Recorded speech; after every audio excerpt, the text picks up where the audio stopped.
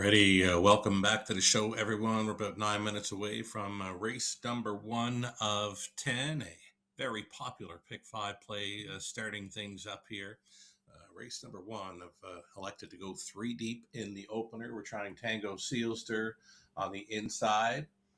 It's coming in off missing a couple of months, but the qualifier looks all right on June the 3rd over Grand River Raceway. I'll also include number three, our Aragonite, and the four early play. Early play, surprised to see that one 10-1 early.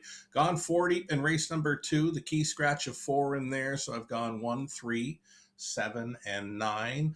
Middle leg over there to race number three, Trotters. And we're going to the center of the gate with, Timeout Electra, Kennedy Hanover, and Calm. Make it cool. Calm and collected. There we go. Fourth race, I think 2 and 3 kind of pop off the page there. Emoticon and Walner, Vimy, Ridge, Apona, drawing better this time around. I single up in the final leg, race number 5. I'm all over number 6, Happy in Control.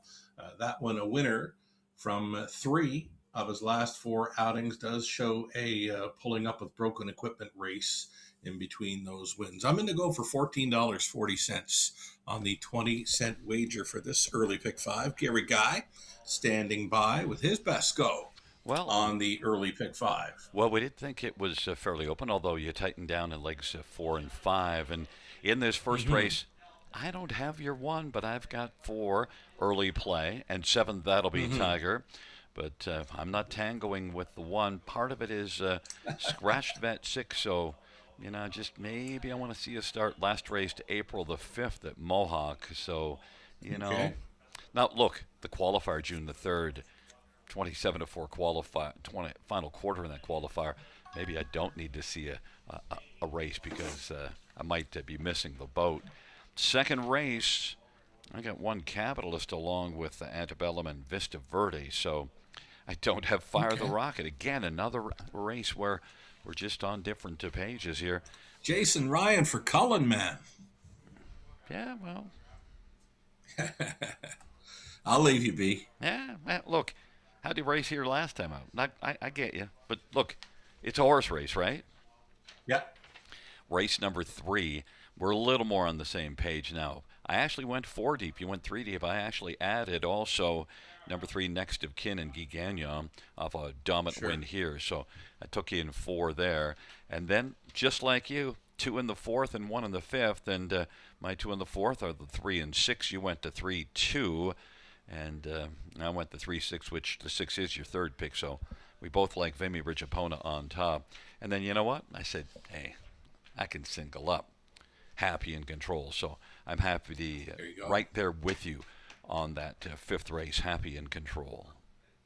$9.60 for Gary. Gary, I honestly thought you'd be all over the 5 in race number 3 with Paul McKenzie. It's Kennedy Hanover, because I think you had that one pegged as a top 2 player last time out. That horse made up a ton of ground late to be second, and I said Gary's going to be chasing that one, I'm sure. But I went all in on that fella. A top selection for me in the 3rd, number 5, Kennedy Hanover. I talked you into it. You did too. Well, he certainly caught my eye. I went back and watched the replay like 2 or 3 times on that 5 in race 3. It is very impressive. Well, we'll see. You could be right there. I mean, we just got a lot of different opinions. You know who's going to have an opinion, and you know who often has a very different opinion from us sometimes is Conley. Our friend of the show. He does his own thing. Friend of the show, yeah. I think he's going to be chasing after some price players once again. That's what Connolly, that's how he rolls. So Connolly Ecclestone in to go with his early pick 5 ticket ID. He's 2 deep to start things up. 3, Arrogant Knight. I don't think I've ever seen that one in London, so I'm not sure of the name. The 4 early play is another one for Conley in the opener. Over into race number 2, he goes outside to a 7, Antebellum, and then goes to a trailing spot for Vista Verde, and then he's on the 3, 5, and 6 in the 3rd, kind of similar to Gary and I. And in the 4th race, 2, 3, and 7 for Connolly. And on the end of it, he doesn't single one up on this pick 5 sequence anywhere, But in the final leg, he's opting for number 2, Relentless, who just missed last time out. Happy in control, very sharp, and even the 7-horse National Tier coming in for Crone and Hahn in from the big track at Woodbine Mohawk Park tonight. Connolly's in to go for 21.60 on the 20-cent wager. There is no carryover tonight. We've featured a couple of carryovers this week on the early pick 5, but no carryover thus far on any of the wagers here tonight. All non-jackpot wagers at the Raceway. $5,000 guaranteed pool. Pick 5 up front. Good luck.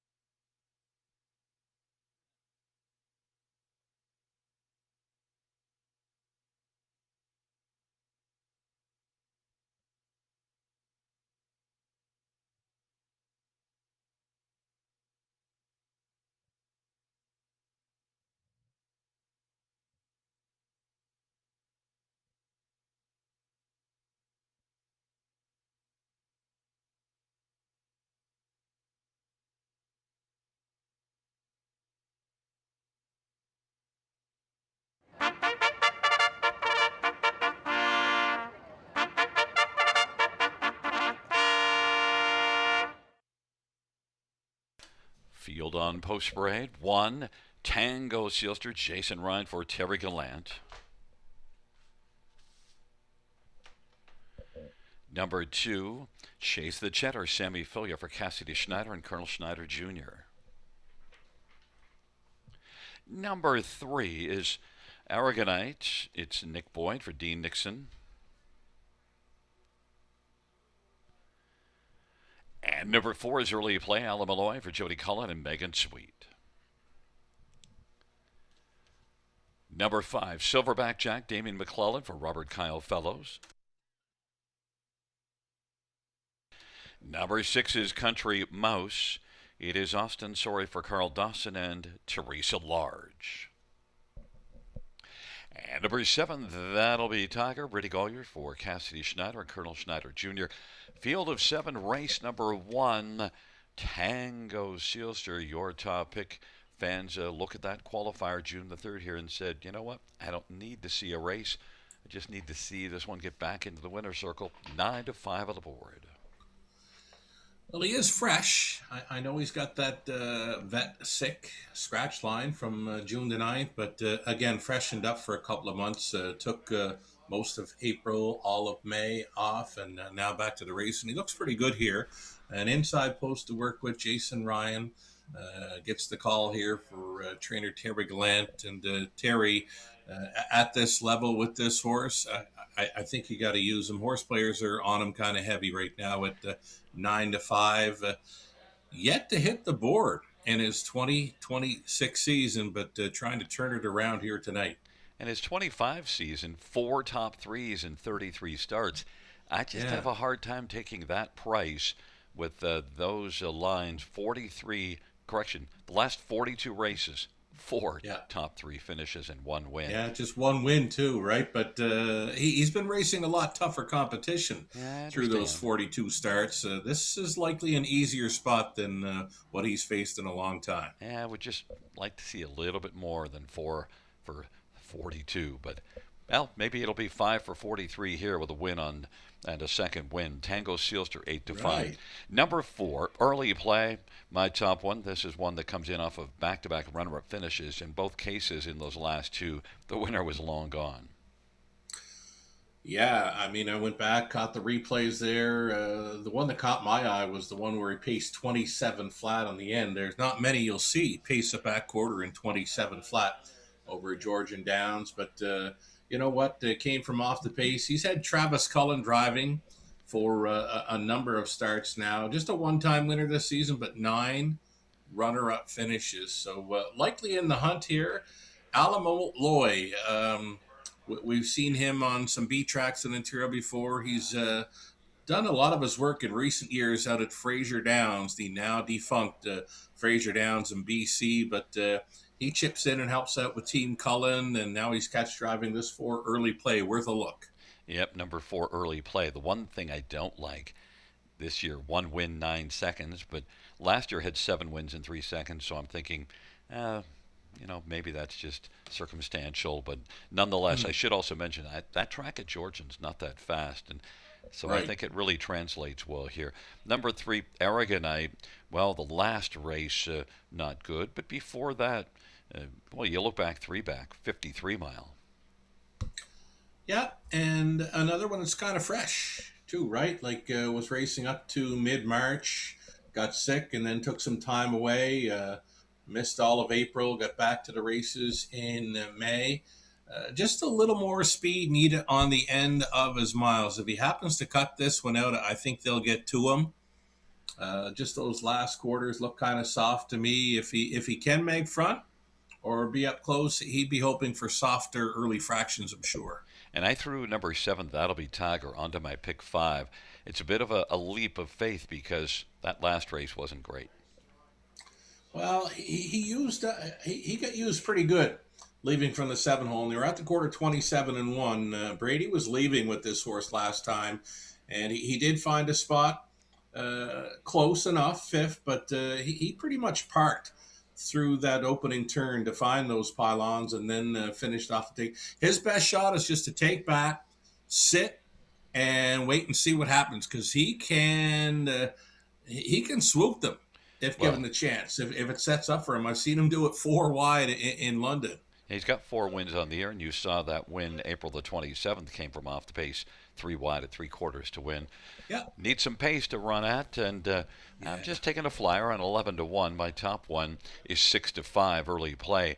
Your top one, number 1 Tango Sealster. It'd be nice to start off with a 4-1 on the pick Let's 5. go. It's a field of 7. It's the first of 10 dashes on this Friday night. It's a fabulous Friday night as we are gathered at the river.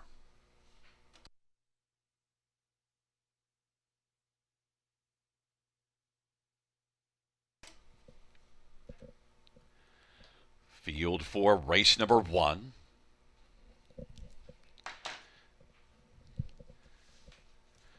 Is in position.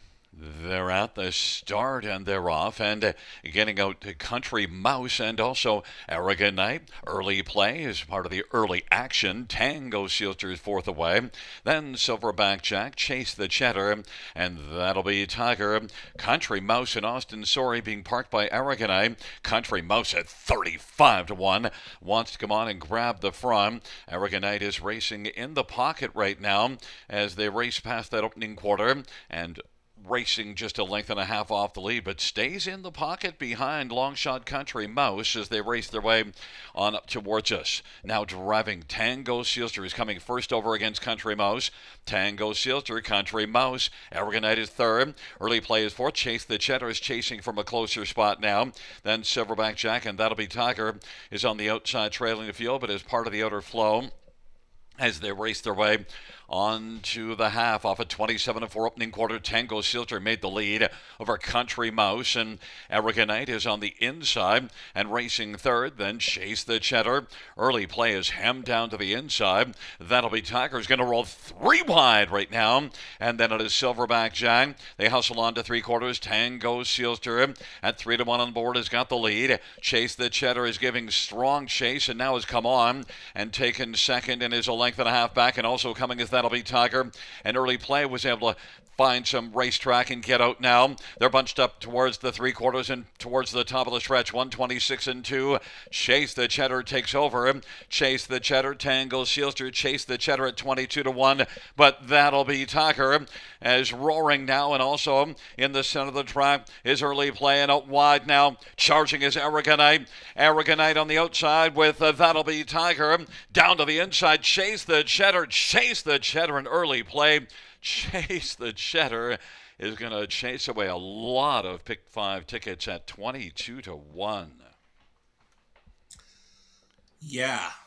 Second longest shot on the board. Did not see that one coming, but that's why we say anything can happen in a horse race. I mean, Schneider had 2 trainees in there outside post 7 with That'll Be Tiger.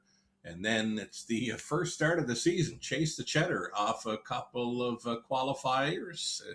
Yeah, just somehow finds a way to show up and blow it up at 22-1. And not a life best, but we talked about the one horse not showing a lot over the last couple of seasons. Well, 3 for 15 last season, 1 win, and then again, it's the season debut and a shocker at 22-1. Crazy. And Chase the Cheddar did have a win here last year in 55-3, but only 3 out of 15. The one thing that you could, if you go back and look at it, was racing in nominators at 2 or also some other condition classes. The only one on this page that was never put in for a price, or at least not in like the 8 claiming level that these others have all been in around. So maybe that was the angle that you'd be chasing if you wind up with this one. I guess that's the only way. The only way for me to find that one is to hit the all button, which, you know what? It could have been one of those races where some would do that. I mean, there's no other way that I would find that horse other than hitting the all button. But as you mentioned, likely a much softer spot for him, but was away for a long time, like 9 months. Yeah, well, my 2 4 early play and 7 That'll Be Tiger were fine, but they weren't as fine as Chase the Cheddar. I'm not a big Cheddar fan. I'm a Cheese Whiz guy, but actually they've ruined Cheese Whiz now. They somehow, somewhere along the way, a few years back, it got changed, so now Cheese Whiz is even out. Cheese Whiz, how'd they do that? Don't ruin a good thing. Leave it alone. Well, Yeah. a good thing's back in front of us. Number 2, Chase the Cheddar, a 6-year-old Better Than Cheddar Bay horse owned by Colonel Schneider Jr. Cassidy Schneider is the trainer. Sammy Filgal, the winning driver, takes his season's debut with Chase the Cheddar. Third win for Chase the Cheddar. Mile of 156 and 3.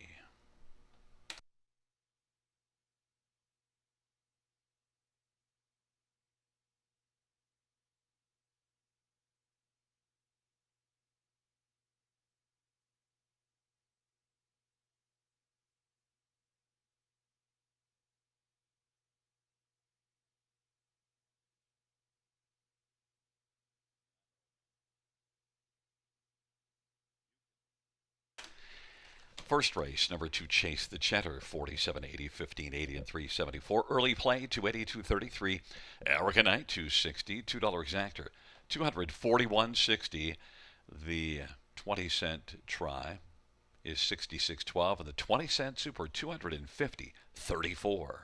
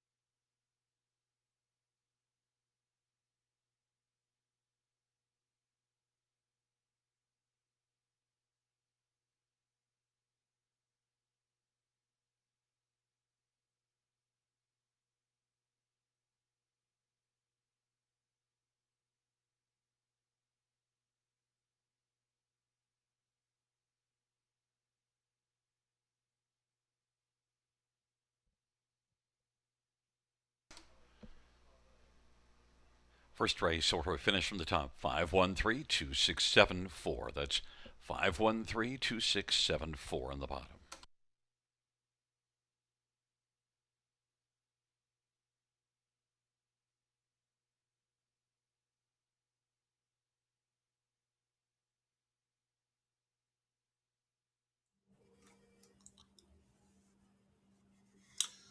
Only 4 minutes to go here on race number 2 of 10 after a race one upset. Chase the Cheddar exploding the Topor there 22-1 coming in off the bench at last raced in September of his 2025 season. Only leaves $280 in play from the pick five pool of $8,500 plus. So good luck if you're moving on with Chase the Cheddar on that pick five play.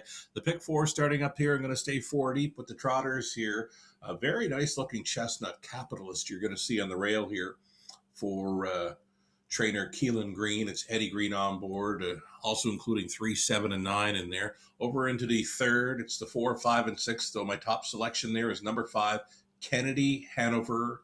Paul McKenzie, his first try at hitting 9,500 career driving wins this evening. Love the chances for 5. Kennedy Hanover off a big closing deuce in the latest. Fourth race, we're on the 2 and 3. That being Moticon and Walner. Vimy Ridge Epona drawing better this week. And then staying on that single in the fourth and final leg. Race number 5, the 6-horse. Happy in Control. 3 wins in the last 4. The only defeat was a did not finish, pulling up with broken equipment. Only $4.80 on the 20-cent wager for this pick 4. $2,500 guaranteed pool. Another ticket idea here for track announcer Gary Guy. He does like that chestnut in race number 2, that being one Capitalist. Eddie Green on board. Also, Gary using the 7 Antebellum, 9 Vista Verde.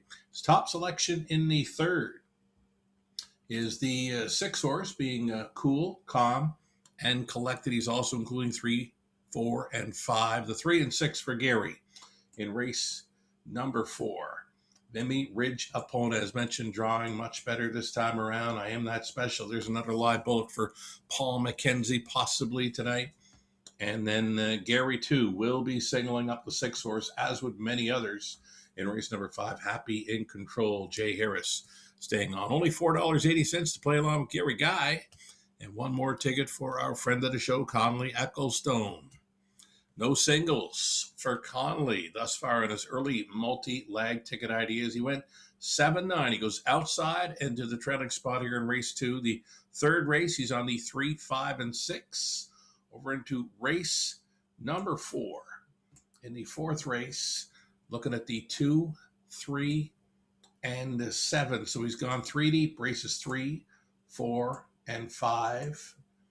Moticon and Walter there in the fourth with Vimy Ridge Epona. And then the 7-horse, Massive Victory, Damon McClellan. On the end of it, 2, 6, and 7. That being Relentless. Happy in Control. National Tier in for the big track Woodbine Mohawk Bar. Conley's in for $10.80 on a 20-cent wager. It's the pick 4 next. Gary Guy with a post-parade Sue.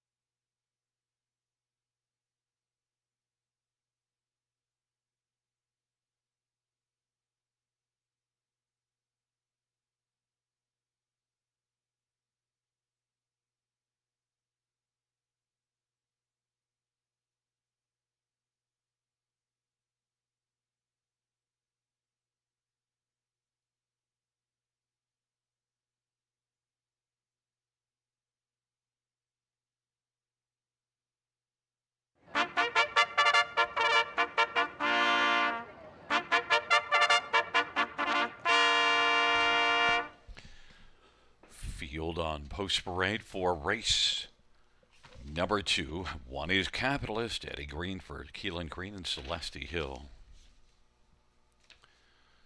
Number 2 is Belvedere Jessica, Dag Henriksen for Dr. Mike Van Every. Number 3, Fire the Rocket, Jason Ryan for Jody Cullen and Don McRae.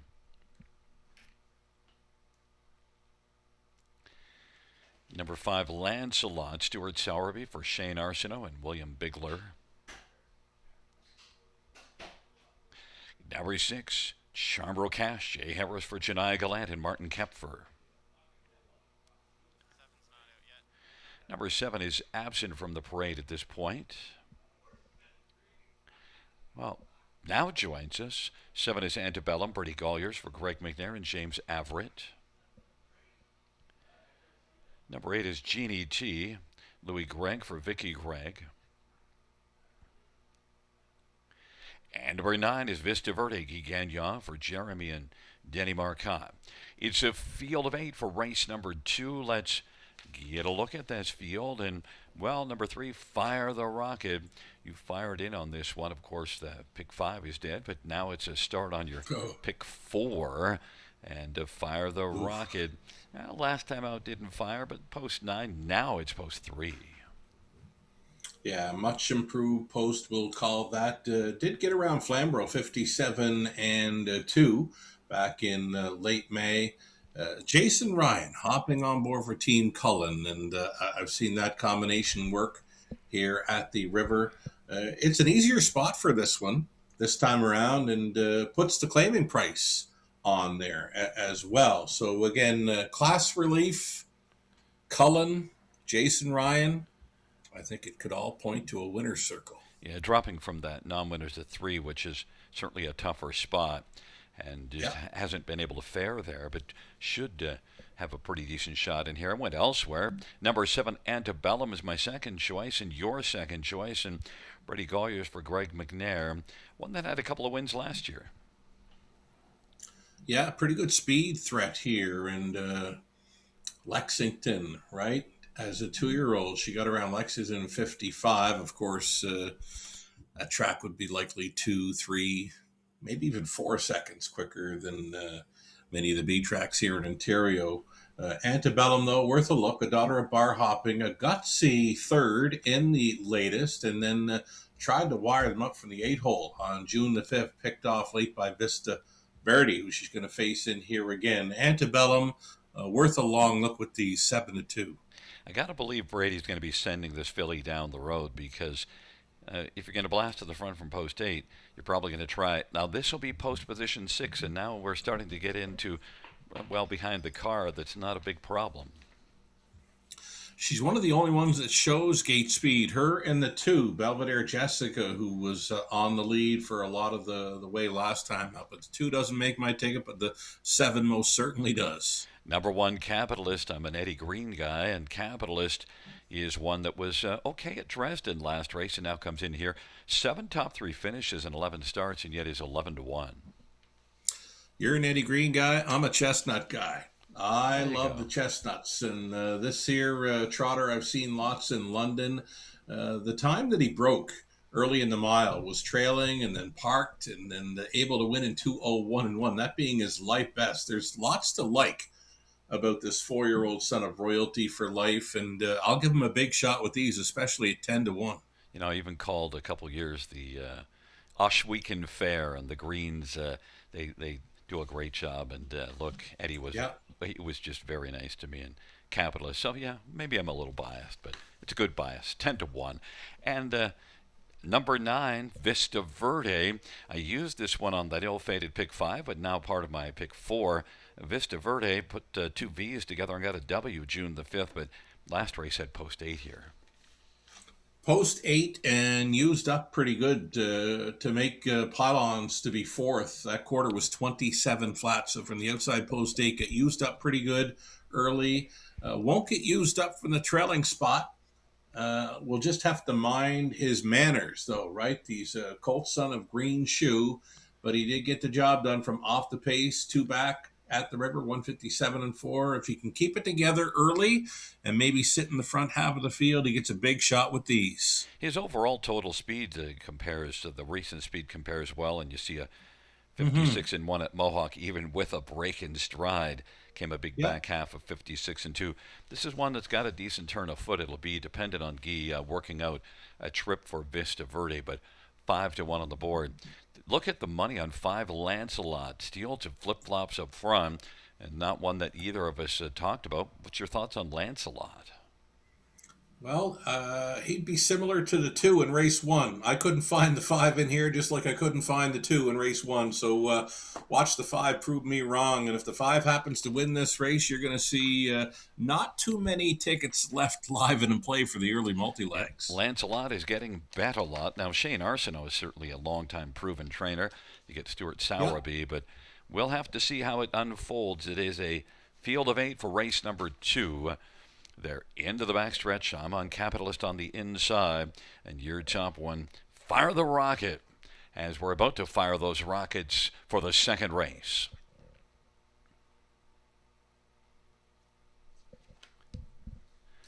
Field for the second dash. In position. They're at the start of the rough. Antebellum and Charmbo Cash and Belvedere Jessica on the inside. Belvedere Jessica's got the lead. Antebellum, Charmbo Cash, and then Capitalist is on the inside. Fourth, Fire the Rocket takes back, and then Jeannie T. Back to Vista Verde, and Lancelot is trailing the field. Belvedere Jessica gave way now as Antebellum is able to come on and get the lead. Antebellum, Belvedere Jessica, Charmbo Cash is third, and then Capitalist is racing fourth in line in front of Fire the Rocket as the field is firing off the turn. Vista Verde is back there racing third from last, but right now it is Antebellum and Brady Golyers with the lead over Belvedere Jessica. Then Charmber Cash and Capitalist and Fire the Rocket. Vista Verde now starts to surge up on the outside, then Lancelot, and then back trailing the field as they race their way on into the backstretch. It is Antebellum who's got the lead. Antebellum is on top. Antebellum leading. By the way, that was Jeannie T who was back trailing the field. It is Antebellum with a lead of a couple of lengths, and Belvedere Jessica is second. Charmbo Cash is third. Sharing fourth, Vista Verde on the outside and Capitalist on the inside. Lancelot went off stride. Fire the Rocket has to fire by about 5 horses to win. And then Jeannie T and Lancelot, 57 3/2 off that 28-1 opening quarter. They head by 3/4. Antebellum still leading. Antebellum. And then Belvedere Jessica, racing position third. Vista Verde. Charmbro Cash is on the inside. And Fire the Rocket, 127 3/4 time. Antebellum on down the stretch route they come. Antebellum and Belvedere Jessica. Antebellum is still sharp. Antebellum and Belvedere Jessica. Antebellum answered the bell in the second and was able to leave well and just keep on going. Belvedere Jessica. Then Lancelot, a recovery from a break, is third. Close for fourth, 156 4. Antebellum, we both had this one listed as second best, and you know what? We were wrong because the best. Yeah, much the best. Went to the top and would not be caught. We mentioned the 2 lone speed horses were the 7 and were the 2. And that was the lineup. And that's going to come back at a pretty good exactor, 7 on to 2, who got let go at 10-1. So, yeah, when you're talking about speed and there's only 2 of them, might be a good idea to play that in an exactor. I didn't go there, but we did mention it. Yeah, you can see it now. And listen, there's an inquiry on the 5 Lancelot. Lancelot made a break and yet was still able to recover and finish third. So we couldn't find a 5 Lancelot. And here you see on the screen, here comes the 5 Lancelot with a late push after that break. So maybe the money wasn't as dumb as you think. I mean, if the horse doesn't break, is probably second best in there. Yeah, he's probably right there with them, right? But, he did break last time, so I'm not sure if he goes on the qualifying list or not. But he's certainly one to be paying attention to if he ever shows up again at Grand Ripper. Yeah, although right now I'd say the one to pay attention to is Antebellum. We were both maybe not showing enough Yeah. attention, and that was a pretty dominant looking win. Yeah, straight to the top, like and never faced a challenger. It was pretty good rating there by Brady, and she'll not take a new mark. As mentioned, she got over Lexington last fall in 55 as a 2 year old. So there was lots to like about her. Roughed up last time out, went first up for a long ways, and but when she was able to clear early, the race was over. And back in front of us, 7 Antebellum, a 3-year-old bar hopping bay filly by James Averitt, trained by Greg McNair. Brady Golliers is the winning driver. Antebellum, mile of 156 and 4.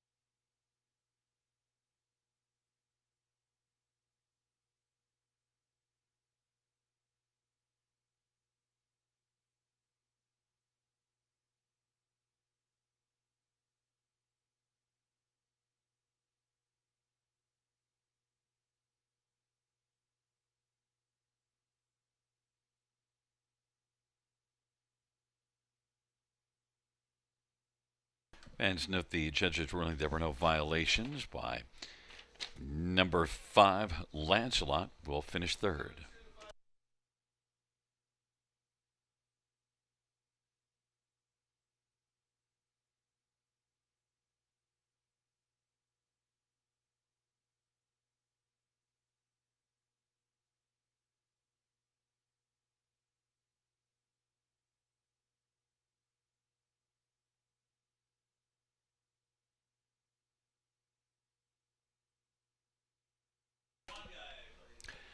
The second race, 7 Antebellum, 510, 320, 250.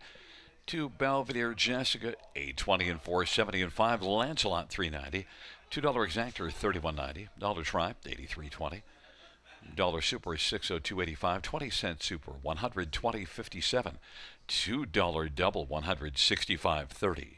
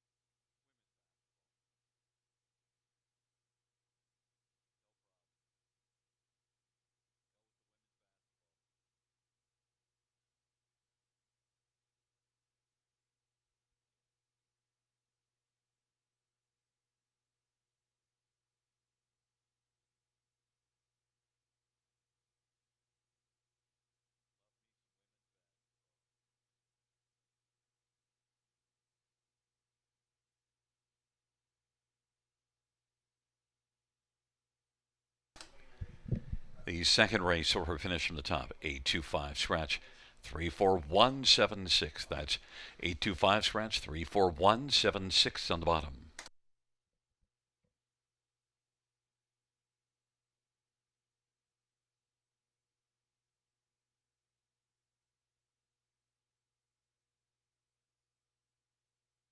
Winbag Farm of Delaware offers several outstanding stallions, including EL Platinum, full brother to multiple stakes winners EL Ideal and EL Titan, Meadowlands Pace winner He's Watching, a Dan Panch Award winner and a world record holder over multiple sized ovals, Molotov Cocktail, a New York Sire Stakes final champion and multiple stakes winner, Nutcracker Sweet, half brother to the great Sweet Lou, and a multiple stakes winner, Sports Column, a 19-time winner and a multiple Ontario Sire Stakes gold winner at 2 and 3, and Top Flight Angel, a Yonkers Trot final champion and a Breeders' Crown elimination winner. For more information, winbackfarm.com.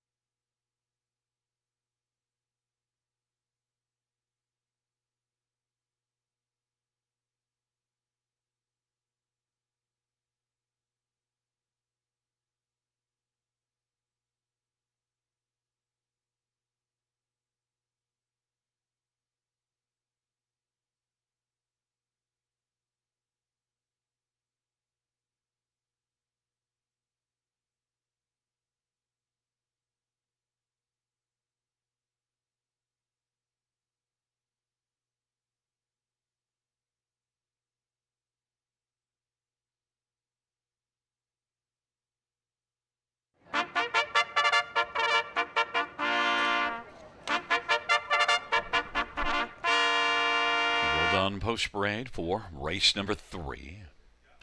1 is Rowan with Evan, Sammy Fillier for Bill Meegans and Deborah Meegans. Number 2 is No More Plans, Tom Smith for Jane Walker.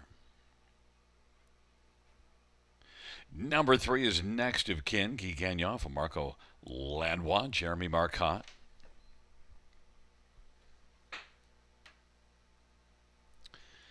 Number 4 is Timel Electra, Mark Etzel for Chan Tan and Peter Porter.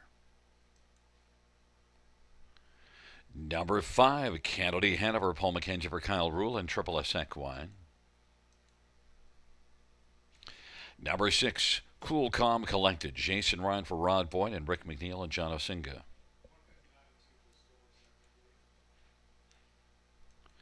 And number 7 is My Mischievous Dog, Austin Sorry for Kerry LeCain and Mary Christopher. Number 8 is D.A. Merlot, Dag Henderson for Michelle Rive and Gary Silifant. And number 9 is Tranquil Spirit, Anthony Hunt for Shane Weber and Tom and Elizabeth Rankin.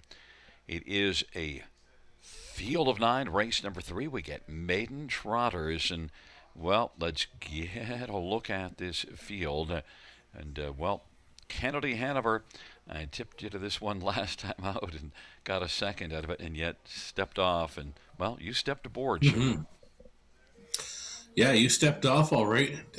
Interesting to see that 6 at 9 to 5. That's the second time I've seen that horse off stride since he came out on post parade. But this 5 Kennedy Hanover looks all business for me. I think this is Paul McKenzie's best shot at hitting 9,500 tonight. I'll tell you why.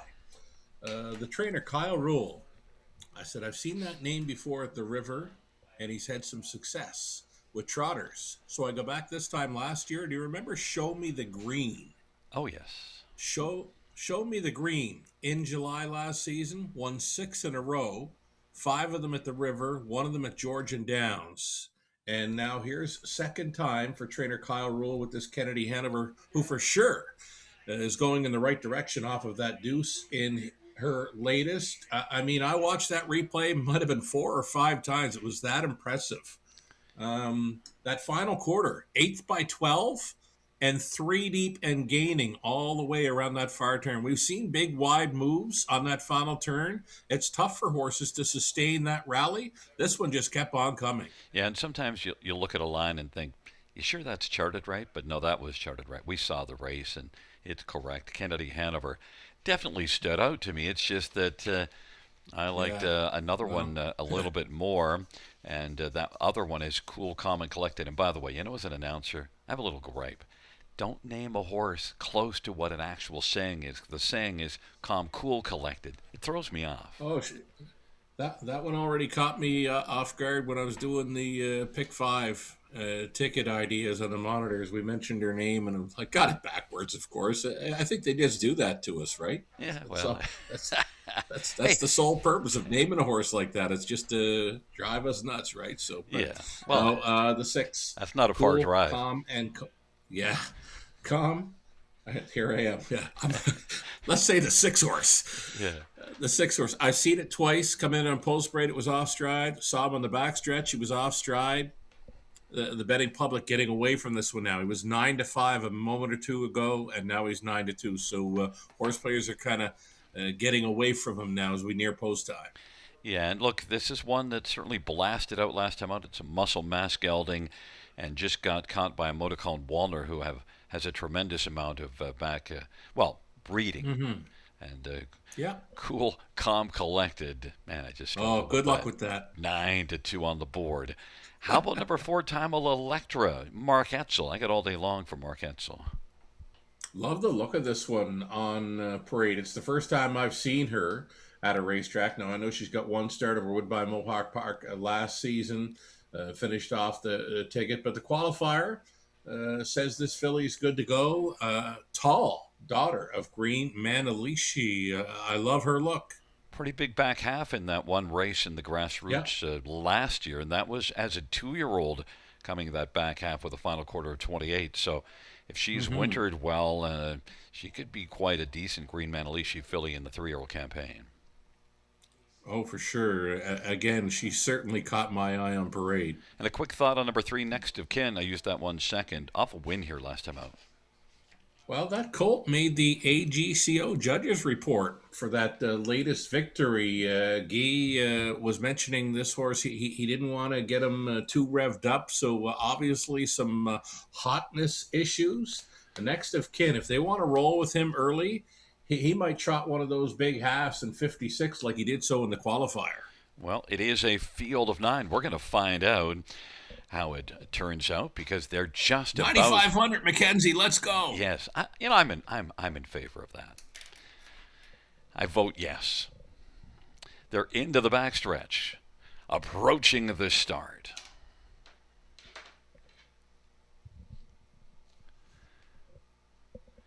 Number 9, Tranquil Spirit, is a bit off the gate at the start, and Mischievous Doug also dropped out.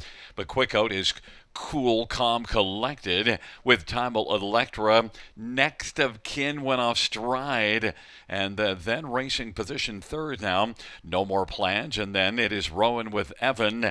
Kennedy Hanover gets away racing position fifth in front of D.A. Merlot as the field races on around the turn. And right now, Cool, Calm, Collected, Jason Ryan is Cool on the lead and is in front right now over Timel Electra by a length and 3/4. They race off the turn. No More Plans is on the inside and is racing position to third, but is right now about 5 or 6 off the lead of Cool Calm Collected. And then on the outside, Kennedy Hanover is already up and driving. Rowan with Evan is Rowan fifth on the inside. Then it is back to D.A. Merlot as the field works their way on up towards the half. And it is Cool, Calm, Collected, 8-1 on the board. Timel Electra is racing second. Kennedy Hanover on the outside now is about to grab third from No More Plans. And off that 58 and 2 half and a 28 and 2 opening quarter, they race down the backstretch. Cool, Calm, Collected is out to a cool lead of about 3.5 lengths over Timel Electra. No More Plans. And now Kennedy Hanover appears to have flattened out. Scooting through to the inside is Rowan with Evan and D.A. Merlot. But Cool, Calm, Collected, 3 C's is driving on the lead. And now that lead is shrinking. It's down to about 2.25. Timel Electra is charged up 3/4, 128. And Timel Electra is bursting onto the scene against Cool, Calm, Collected. Timel Electra, Cool, Calm, Collected. It's now time for Cool, Calm, Collected to be less cool and drive. As on the outside, it is Timel Electra. Timel Electra and Cool, Calm, Collected. Timel Electra. And Mark Hetzel wins. Cool, Calm, and Collected second. No More Plans third.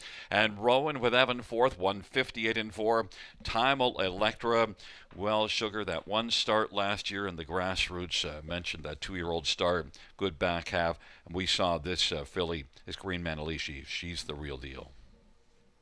She is the real deal. It wasn't that line that caught my eye. It was the post parade. I mean, if you were betting a horse off the post parade alone in there, Gary, you were betting the 4, Time Out Electra. She looked fantastic right from the moment she stepped on track tonight for Etzel. Well, the other thing that catches my eyes is that it's Mark Hetzel, because Mark is a very noted trot man, and he's just had a lot of experience with trotters over the years. Oh, for sure. It comes out of Time Owl Farms, out of Old Castle, Ontario. It's wonderful to see the Time Owl horse back into the winner's circle here at Grand River Raceway. Mark, the owner, trainer, and driver, sharing ownership with a pair of Ontario folks. And yeah, great pocket ride there. Made a mark 58 and 4. Kind of leggy, but not a small Green Manalishi. Kind of tall, but still leggy. Those Green Manalishis are fun to watch. And one that they threw down 62,500 American dollars at Harrisburg. Right on. No, she is the real deal. Like you said, real deal indeed. Yeah, we're going to see a little bit more from that filly now. That's just the first start of the year, so just coming out. And look, Cool, Calm, Collected raced well. Yeah, raced well. I mean, when we talked about her on Post Parade, she was 9-5 then, but as you noted during the race, drifted all the way up to 8-1. So when a horse comes out and rough gated on parade, it might have people steering the other way, but steer towards Time Out Electra. Here she is. Back in front of us, Time Electra, 3-year-old Green Manalishi Bay filly, owned by Mark Etzel and Shantan and Peter Porter. Mark Etzel, the trainer and the winning driver. She takes her season's debut. Just a second career start. First win, Time Electra, mile of 1:58.4.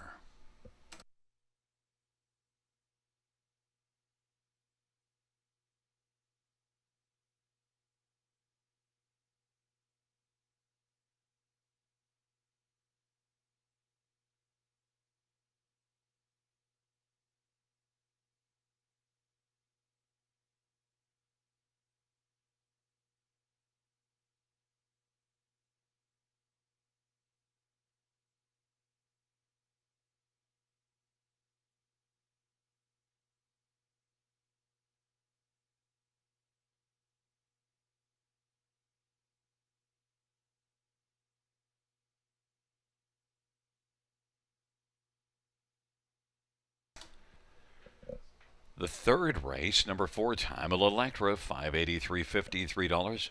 6 Cool Calm collected, $630 and $380, and 2 No More Plans, $360, $2 Exactor, $39.50. Dollar Try, $74.60. Dollar Super, $821.10. 20-cent Super, $164.22.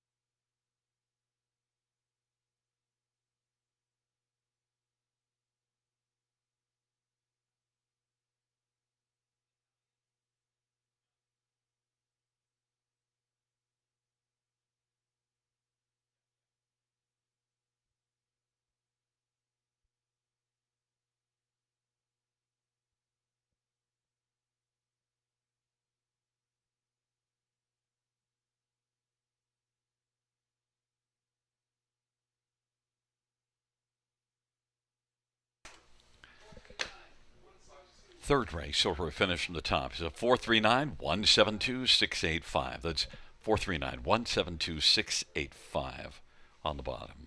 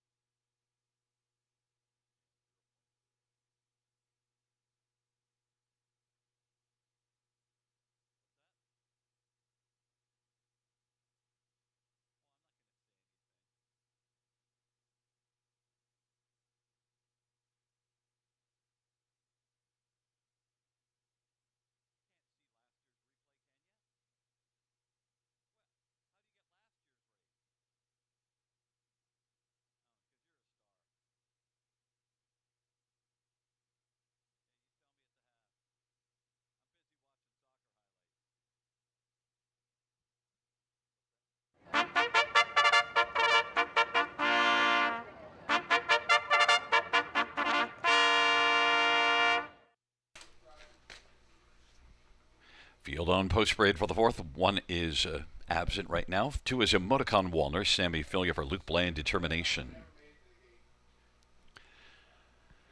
Number 3 is Vimy Ridge opponent, Jason Ryan for Steve Lauren and Paul Mazzetti.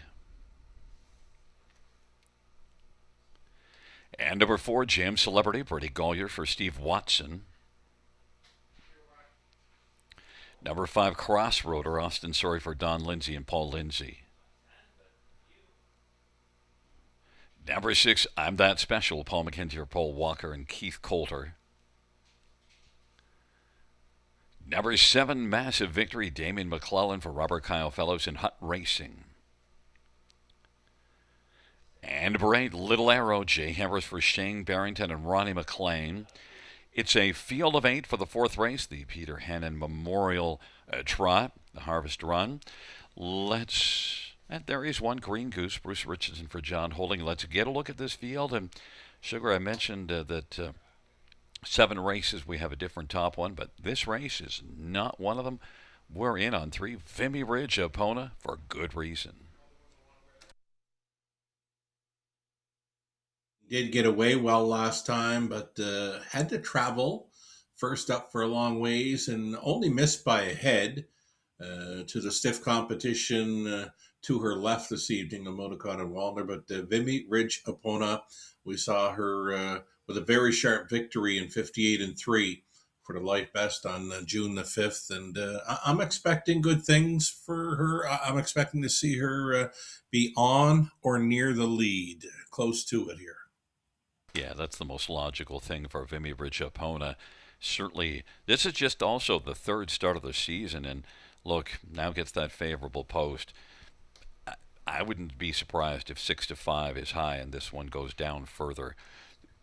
So I think the thing is to try to find out which one to go against. Well, look, 3-5 just dropped. Number 2, Emoticon Walner. I was on this horse and loved this one and was a winner last time out, and yet I kind of opted off, and I'm not so sure because Emoticon Walner, you got Luke Blay, Sammy Filia. I probably shouldn't be opting off. Well, he's all right. He was another one that traveled first up for a ways last time out and was able to win by a head to the horse we just saw win race number 3, the 6 horse in the third. Yeah. Is that a little cool, calm, cool, calm? Yeah, the 6th and the 3rd won anyway. 3 C's. And that's the one he edged out by a head last time out, so that's a pretty good measuring stick. Now, number 6, I'm That Special, Paul McKenzie, does have a chance in here. This is one that the last time out raced pretty darn well from post position 7. Yeah, really nice gate blast for this one. I see more of the same happening in here. This was third best. I think tried to go up the passing lane. There was room. There was lots of room. This filly didn't really want to go on, though, too much. Was only a half length back of the front 2. But for sure, worth a look again with that gate speed factor. Well, maybe he'll go up the passing lane with the king of the passing lane, Paul McKenzie, in this one. But look at 3 wins and 9 starts last year, so this is one that certainly has some credentials. 2, 3, 6 out of 13 in the top 3. So I think I'm That Special would be a nice one to get down at 9-1. That would be a special reward. 7 Massive Victory. Damien McClellan for Robert Kyle Fellows already has a win this year. Another muscle mass. There's quite a few muscle mass offspring in this one. A 4th best finish. 2 that bunch that was in with the Vimy Ridge opponent, and I am not special was 3rd in that latest. Well, Massive Victory had all kinds of room to make a move on the outside, just could not gain on the front 3. So I'm thinking likely a top 4 player this time as well. A chance to hit the superfecta for young Damien McClellan. And the thing with Massive Victory, muscle mass filly, that first order of business needed a flat line last time out after a couple of breaks, so got that. And right. I just think maybe they might be even more aggressive with Massive Victory early. I know it's a tougher post position, but you saw this one wire a field at London May the 4th. Right, there is gate speed to work with, but when they start showing the X's in the program lines, the key first is to keep them flat moving forward. I think a few more confidence building trips with this one. I don't think they're going to leave hard. I could see this one sitting the front half of the field, but I don't think anywhere near the lead in this one. Well, the fourth race, the Peter Hannum Memorial Trot. It's a field of 8 taking up their positions, and they are in behind the gate as they're approaching the start of the fourth dash on a fabulous Friday night at the river.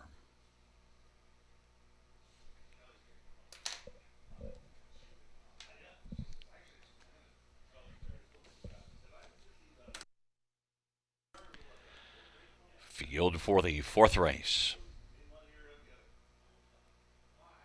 is at the start of the rough, and Emoticon Walder went a little bumpy and then went off stride, and it is Massive Victory who is blasting on the outside and also getting out well as Vimy Ridgeapona. Vimy Ridgeapona, Massive Victory, Green Goose, and then I'm That Special, Jam Celebrity and Cross Roader, then Little Arrow as the field works their way around the turn. Right now, Vimy Ridgeapona, Green Goose went off stride. Vimy Ridgeapona, Massive Victory is caught on the outside, but maybe can take back and find the pocket now and is able to do so. Working in front of I'm That Special as they race their way off the turn of the field, comes on towards us. Then Jam Celebrity is positioned fourth. They head up to the half of a 28-4 opening quarter. Fifth in line is Cross Roader in front of a Little Arrow. It is Vimy Ridgeapona and Jason Ryan with the front, and Massive Victory is getting a nice trip in the pocket. And I'm That Special is racing third as they work their way up towards the half. And on the inside, fourth is Jam Celebrity. And now I'm That Special is going to pop out from third as Paul McKenzie is moving with I'm That Special about 3 lengths off the lead. Jam Celebrity is racing fourth, and then Crossroader. And back to Little Arrow. Massive Victory, the 2-5 favorite, with Vimy Ridgeapona, the 2-5 favorite. Massive Victory on the inside, and I'm That Special on the outside third. They race off the half of 1 minute and 1 and on by 3/4. 3/4 was timed by Vimy Ridgeapona in 1:29 and 1. And off stride goes Vimy Ridgeapona. So Massive Victory inherits the lead now. And I'm That Special was carried out a bit wide and is racing second. Massive Victory and Damien McClellan. Racing second is I'm That Special as the field turns for home. These two to settle things down the stretch run. It is Massive Victory, and I'm That Special. Massive Victory is sharp as they come on to the finish. Massive Victory is going to win. I'm That Special second. Crossroader third. Jam Celebrity fourth. Vimy Ridgeapona was in a good spot and then went off stride sugar, and Massive Victory was able to pick up the pieces and gain the win. Yeah, you tried to sell me on this filly prior to race number 4. I wasn't biting, though. I thought top 4 would be good for her, but a few breakers, right? And a few key breakers, especially late by the pace setter. There to pick up the pieces. Damien McClellan, Yeah. O'Brien Award, a future star. Well, they had the confidence from that 2025 last one. season. And I'm sorry? They had the confidence from that last start to be driven more aggressively. I guess so, yeah, because I didn't see this one leaving, but of course the 2-horse runs off the gate, and then another one breaks in the turn, and Damien finds himself with a pocket ride, and it all just worked out perfectly for this one. This one's going to go home with a new lifetime best. This is going to be very interesting for the early pick 5 live money. There was only $20 live and in play prior to race 4. This is a 19-1 upsetter. There's not going to be many live plays left on the end of the early pick 5, I'll tell you that. Yeah, although this is a filly that was 7 out of 10 in the top 3 last year and has that win this year at London, a front-end win.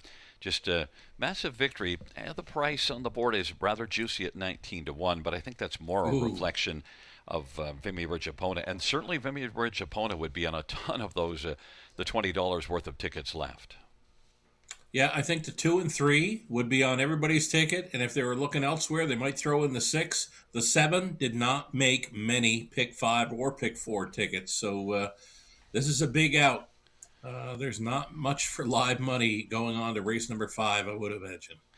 Back in front of us is number 7, Massive Victory, 3-year-old Muscle Mass Bay filly owned by Hot Racing, trained by Robert Kyle Fellows.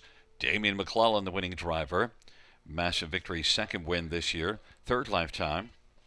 The fourth race, the Peter Hannum Memorial Trot, and the Peter Hannum Memorial Group out trackside. The Harvest Run Trot, the fourth race. The Harvest Run Peter Hannum Memorial Group out for the fourth race photo.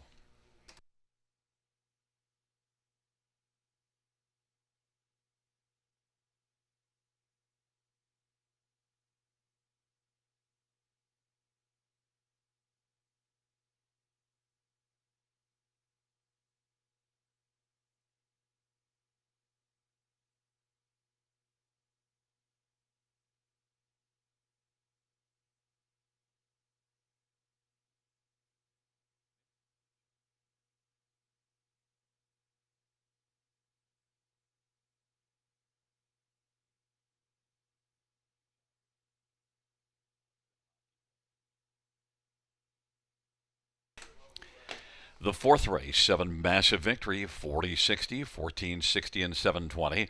6-time that special, $6 and $4 and 5 Crossroader, 810. $2 exactor, 155.80. The 20-cent tries, 210.21. The 20-cent super, 3,851.62.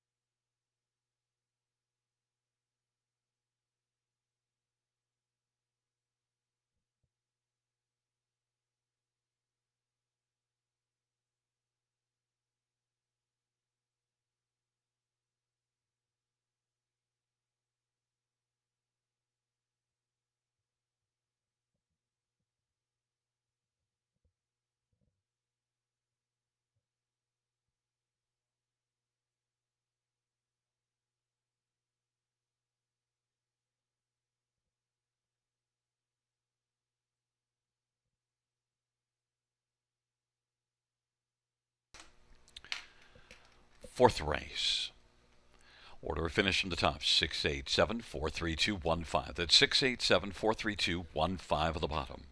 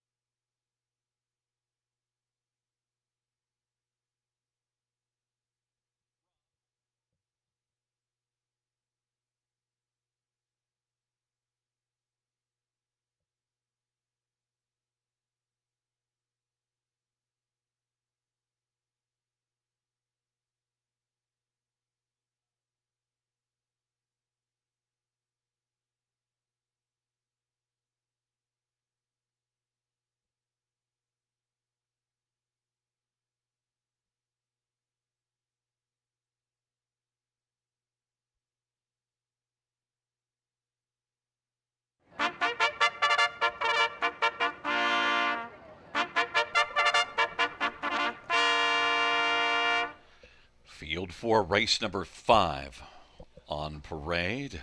1 is Country Grace. George Ketros drives and trains and owns.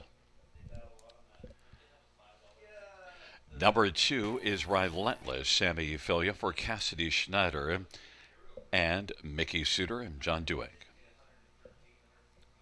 Number 3 is Sweet View. Austin Sorry for Cassidy Schneider and Colonel Schneider Jr.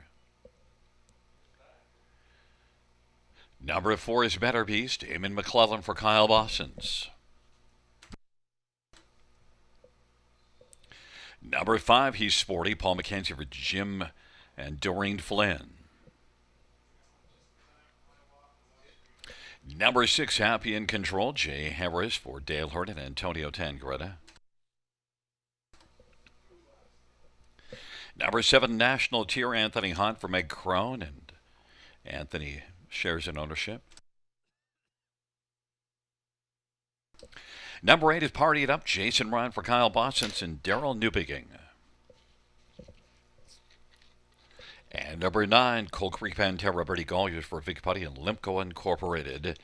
It's the AALP Leaders of Tomorrow stake. Let's get a look at this field. And, well, Sugar, one ticket or tickets. All the tickets are only on 6. Happy in Control for the pick 5. Yeah, it looks like there's a few out there, like 3, maybe 4 live tickets for 20-cent wagers to this 6. Happy in Control. So if the 6 doesn't win, there's a pretty good carryover amount that will carry over into race number 6 this evening for the late pick 5. But the form has been really good on Happy in Control. The only blemish in the last 4 outings was a broken equipment start where this one pulled up and did not finish. But beyond that, 3 victories, the latest 53-1. Never better coming into this, Gary. The one negative, though, if you're looking for negatives, last 49 starts, 4 wins. So certainly those 3 of those 4 come in the last 4 starts. Happy in Control, 3-1. If you're one of those people holding one of those tickets, you're like, Gary, don't talk to me about the negative. I just want to watch this horse and get my money. And it's going to be a nice chunk of money for those folks. But Happy in Control, And 2-5 now. I watched him. I watched him last start, Gary. He's not a horse that gets interested early in the mile. I mean, Jay Harris chased this fella pretty good to keep up. He's 6th and 10 lengths back at the halftime station last time out, and made a big move on the final turn and kept on gaining.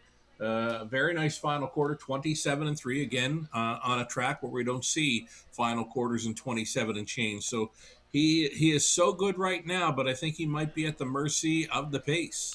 Now, the horse that I was on last week, or last start, Relentless, raced pretty well, but was second beaten ahead. Yeah, he raced really good. Sammy right-lined him going up the backside final time, did clear, and had a nice lead of 2.5 lengths when turning for home. Just picked off late by Happy in Control, and now he's got to face him again this evening. Relentless, though, worth a look in here. I'm surprised there was no live money to the 2 and 7. I mean, if you're going to play the 6 in here, I think you want the 2 and 7 as well. And 4 Better Beast is one that was 3rd in that race with Happy in Control and Relentless, and shows a number of decent starts recently. Yeah, pretty good mile in the latest. Was 3rd behind Relentless and Happy in Control there last time out. We just saw Damien with the 19-1 upset, and that big long shot in the 4th race. He could be the damage maker for a possibility on a pick 5 carryover. I'm not sure what to make of National Tier because last year won here in 52-3, won 5 times. This year was a winner at Mohawk 3 back, and then the last 2 not good. Well, this might be an easier spot. The competition does not look as snug as what he's been facing. Anthony Hahn likely to be following the 6. I don't know if there's much for early speed with National Tier, but both the 6 and 7, you could almost call them co-favorites. they appear to be lacking in early speed, but this 7 National Dare could surprise me. And then the last time Country Grace had the inside, 2 starts back, was second. Longer price, 14-1. Yeah, Country Grace, worth a look for this high five play. I mean, you said head the rail 2 back and Tripped just out. kind of followed along, and yeah, tripped out, followed along at a big number. And I think you're going to see more of the same from Ketros tonight. Find a spot up close and ride it as long as you can. Well, the 5th race, the AALP leaders of tomorrow's stake, they're taking up their positions. It's a field of 9 for the 5th dash.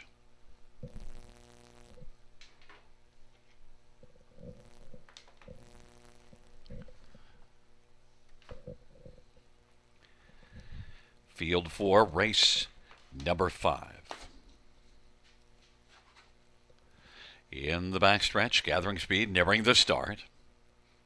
They're at the start and they're off and getting it alertly right now. Country Grace on the inside is blasting out with Better Beast, or rather not Better Beast, but Sweet View. It's Sweet View and Country Grace, and racing third is Relentless, and National Tier is fourth, and then Better Beast and Cold Creek Pantera.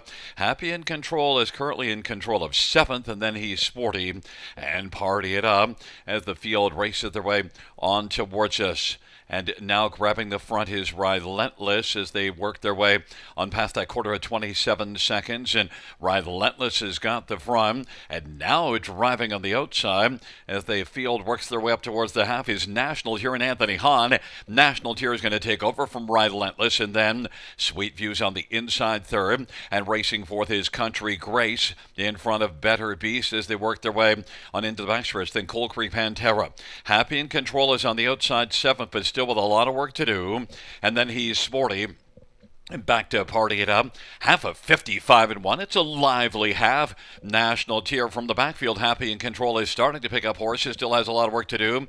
National Tier leading Relentless, and third is Sweet View. Then Country Grace, and now Happy in Control. On the outside is taken fifth, and sixth is Better Beast. And they race by 3/4. 3/4 was recorded in 1:23-1. National Tier. Happy in Control fourth is getting closer, but still has to make up about 5 or 6. Relentless is second, Happy in Control third, Sweet View fourth, Country Grace is racing fifth, and then Better Beast. But National Tier as the field turns for home, still looks sharp. National Tier on down the stretch drive with Relentless and Happy in Control.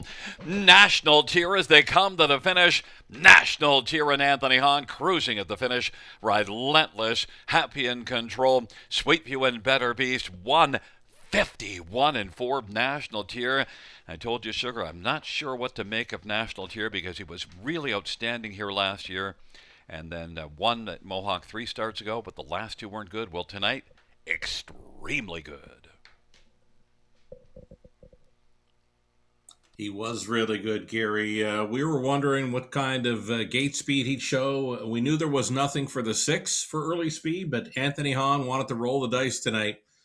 And when he took control, quarter mile was 27 flat. I thought they're probably not going to touch this fella. And he shows up with his best mile to date. That's a new life best. Big trip, 151-4, a serious mile for the son of Better Than Cheddar. The last couple races, 53 and change at Mohawk, and now I guess he just likes Grand River, 51-4, because he won here last year in 52-2 and won 5 out of 20 last year. I did remember National Tier being really impressive last year. I knew it was in there. It's just the last couple races scared me away a bit. Right? Kind of off form maybe, but this would be an easier spot. Softer company. Again, I was surprised to see just live money on the 6 only. I would have thought 2 and 7 would have taken action in there as well to end the pick 5, but nothing doing. We've got the pick 5 carryover now going on to race number 6. And your story about Happy in Control is correct because raced well, just had too much work to do. Yeah, it was even gapping in front of the grandstand, like was 6th or 7th in front of the grandstand and maybe 4 or 5 lengths up to the next one in front of him. So, yeah, he was definitely at the mercy of the pace, and it wouldn't come back to him. And, well, Anthony Hahn's going to come back to us with National Yeah. Tier. The fifth race is the AALP Leaders of tomorrow's stake, and they'll be out trackside for a photo with 7 National Tier, 4-year-old Better Than Shetterbay gelding by Meg Crone and Anthony Hahn.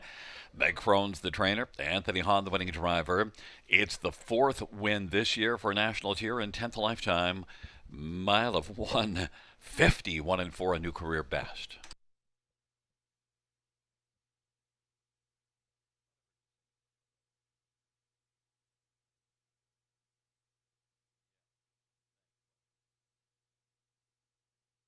And it's also noted race 6, a single claim on 5, Silver Spirit. Race 6, claim header at 5, Silver Spirit.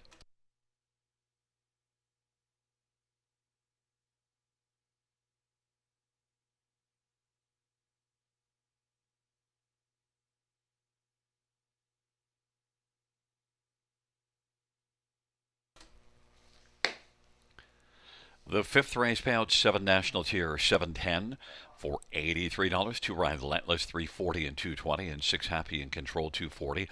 $2 exactor, $24.70. Dollar try, $33.45. 20-cent high 5, $90.24. 20-cent pick 3, $72.07. 20-cent pick 4, $267.99. And the big story, the pick 5 carryover, and it'll carry over right into race number 6, 7,277.89.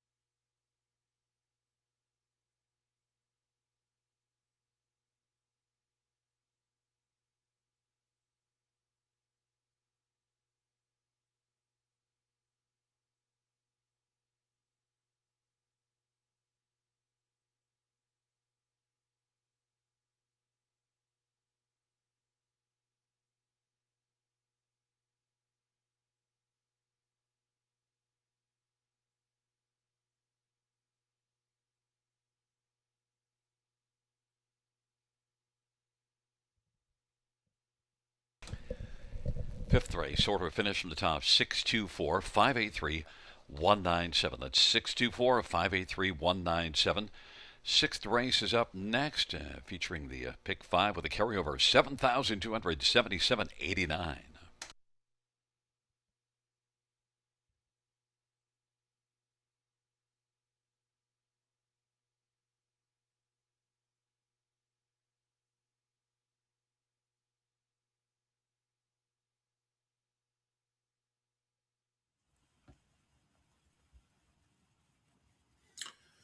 Alrighty, we are in carryover mode right now at Grand River Raceway. Starting up the back half of this Friday night, we've featured two carryovers already this week, and now a third comes on the Friday night back half of this card. Race 6 of 10 next, featuring the pick five, over $7,000 added in carryover money. We'll estimate that pool to be somewhere in the vicinity of $20,000. If you're playing harness in North America this evening, you'll want to get in on this pick five carryover starting in race number 6. I've gone 40. The opening leg, I think you got to use the rail starter, Vino Louis. I'm also going to include No Plan Intended. Dragons Better, as well as the 5 Silver Spirit. 1, 3, 4, and 5. I'm going to stay 4 deep in race number 7. Went inside to Unsurpassable, HB Shefford, next door. Also leaving from the center, Sarah Cal at a post 4 in the 7 horse, Time Owl Shrek. We've already seen a Time Owl winner this evening earlier. Time Owl Shrek, one to consider there in leg 2 of this pick 5 carryover. The 8th race, we're 3 deep in there with a 1, 2, and a 7. And then we're going to thin it down as we move on to race number 9, the 9th race, pacing event. We're on 2, Cattle Crush, also using 3, Your Attention Please, likely a winner. Last time out at Georgian Downs, had he not broke with broken equipment. It was the broken hopple for Your Attention Please. Big Son of Better's Delight will look to get the job done there in race number 9, at least have a great shot at it. And race 10, that's where we're going to single up the rail starter, Toss of the Dice. Damian McClellan already in the winner's circle tonight at 19 to 1. He'll be aboard, one of the favorites in the 10th and final tonight. This late pick 5 ticket idea, the way it looks, $19.20. Gary Guy with a pick 5 ticket idea as well. Gary starts up 3 deep for the first couple of legs, and he too will be thinning it down on the end of it. So in race number 7 for Gary, he's on the 4, Saracal.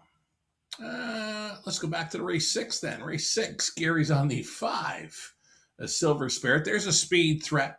The 3 horse, No Plan Intended, off a win.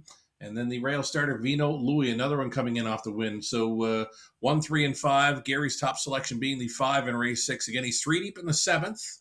Over in race number 8, the middle leg of this pick 5 carryover sequence, is top selection in there. Number 7, Beach Wiggle. His backup plan is the 2.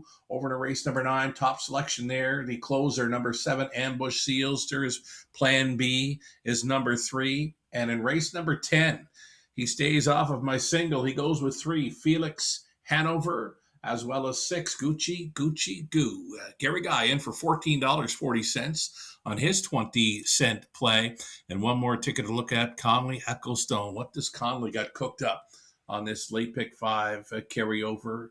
He goes 3 deep in 3 spots, races 6, 8, and 10. Conley going 3 deep in there. So in the 6th race, he's on the rail here. Vino Louis showing some pretty good form. He's also including the veteran, No Plan Intended, and the 5 Silver Spirit. Over to race number 7, he went outside of Time Owl Shrek in the back steer spot. I Drink She Dries. Back to 3 deep for Conley in the 8th, 2 deep in the 9th, and on the end of it, he does use my single, number 1, Toss of the Dice. He'll also include the 3 and 7. $21.60 for playing along with Conley Ecclestone. It's the late pick 5 carryover next at the river.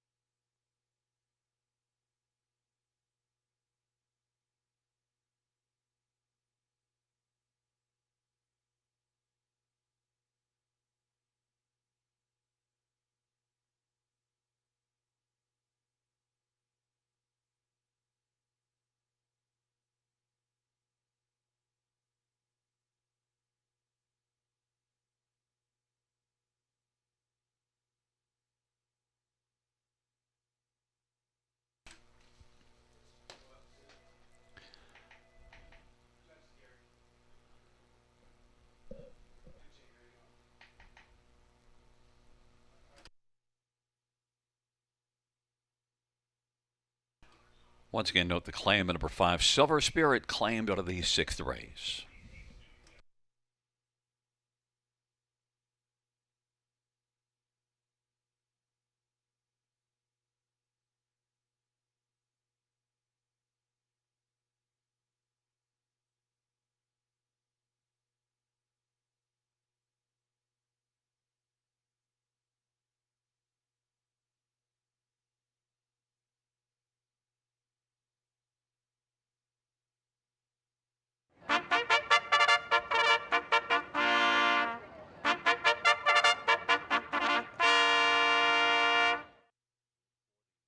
Field for the 6th race on parade. 1 is Vino Louis, Jason Ron for Guy Gagnon.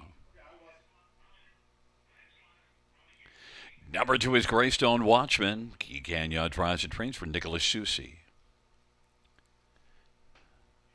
Number 3 is No Plan Intended. Paul McKenzie for Terry Gallant and Calvin Kepfer. Number 4, Dragons Better. Mark McDonnell for Keith McDonnell.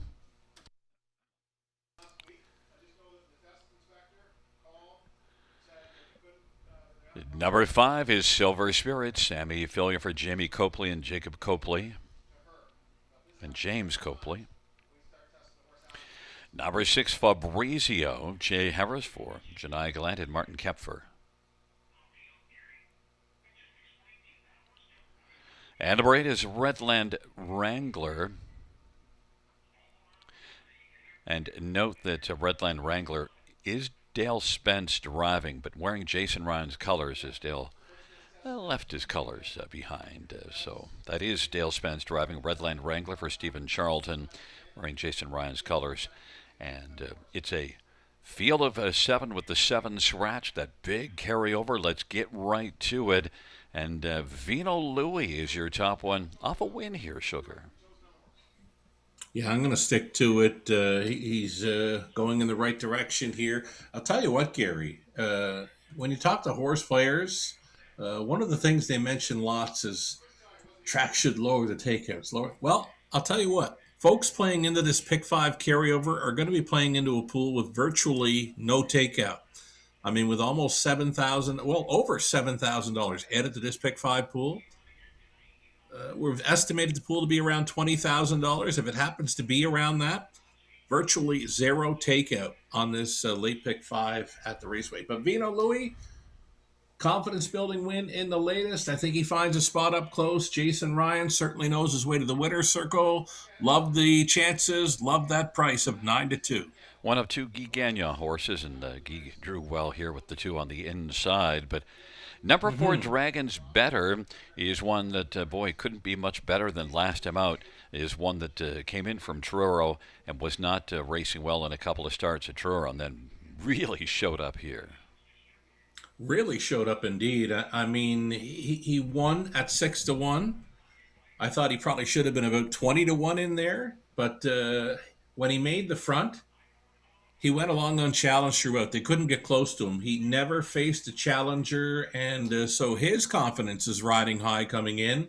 And right now, a 5-2 second choice behind the 5. My second pick and your third one is one that I'm cheering for in here. No Plan Intended with back class. Paul McKenzie did drive this one last time out. A winner for Terry Gallant and a shot here at 9,500. Wouldn't that be something? Worked out well for him last time out. Up to win late by a neck.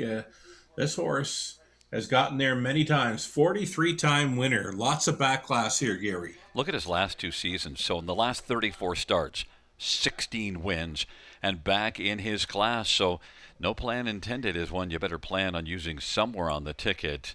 And right. I think Paul McKenzie's sitting on a possibility here at a decent price, 4-1 for a horse that's such a proven winner. And how about number 5, Silver Spirit? This is the one I went to on top, over No Plan Intended. The claim is in. It's a start for Jamie Copley. And Silver Spirit maybe gave it up after being parked early last time out, and maybe you kind of fell off of this one. But I'll tell you, this is one I just think first start Jamie Copley could be big in here. Well, this horse has got to leave. I mean, his best chance to get to the winner's circle is to be on or near the lead. I'd like to see him covered up for a bit of this race, but he could go downtown. 9-5 favorite status, and again, a claim entered, back-to-back claims, right? So this is going to be for Copley, and where he shows up next, we'll never know. But our friend of the show, Reed Jr., Robert Reed Jr. used to say, when there's a claim entered, there's no tomorrow for the connection. So this horse will be on go. Silver Spirit is one that won by 4.5 May the 28th at Flammer. What did he do? Went to the front and just bombed the field. Yeah, it could happen. Yeah, I mean this is a pretty good race. It's looking pretty deep right now. I mean the money's getting spread around. The more we look at this race, the more we talk about it, the more it becomes wide open. Yeah, there's And there is still time to get in on this Pick 5 carryover. there's only one that the fans aren't enamored with, and that is 8 Redland Wrangler. That's one that can actually get off the gate pretty well. It's just has only one win in the last 51. He tends to be a little win shy, but your top one is one Vino Louis, and I'm on Silver Spirit, who is the 9-5 favorite. You're getting a better price. Vino Louis is 5-1 right now, Sugar. I don't know the way racing has gone tonight. It could be anything here. We've seen 5 races thus far. We've seen 2 big long shots upsetting, and I wouldn't put it past us to see a few more upsets on the back half of this card. It's the Pick 5 carryover. Still time. 7,277.89 added into that Pick 5 that's still climbing as we're talking. Field of 7. Party in the Shadows won't be part of the party. Field of 7, race number 6. They're into the backstretch.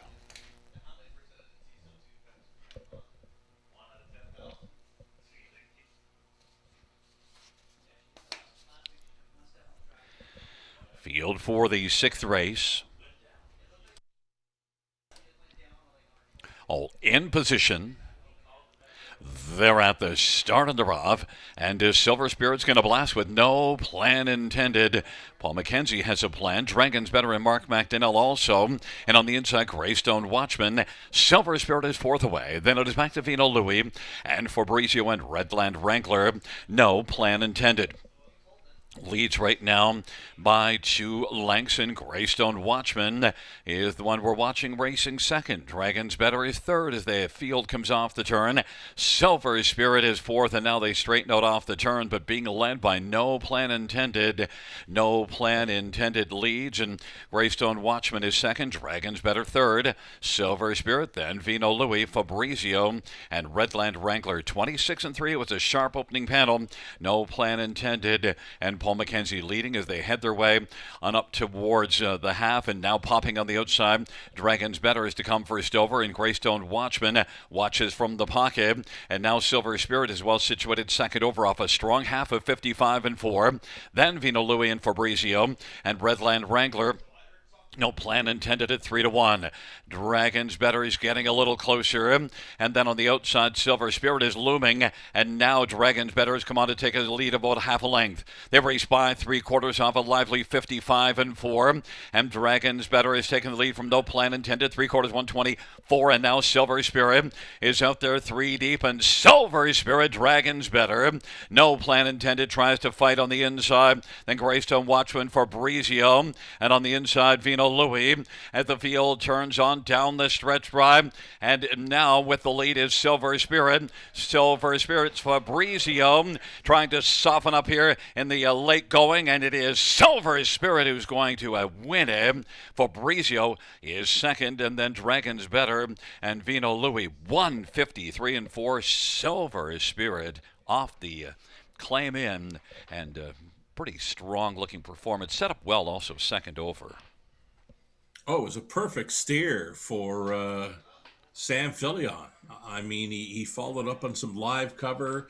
The veteran pacer, No Plan Intended, he put up some ambitious early fractions, 26-3, 55-4, and yeah, then they began to swarm in on him.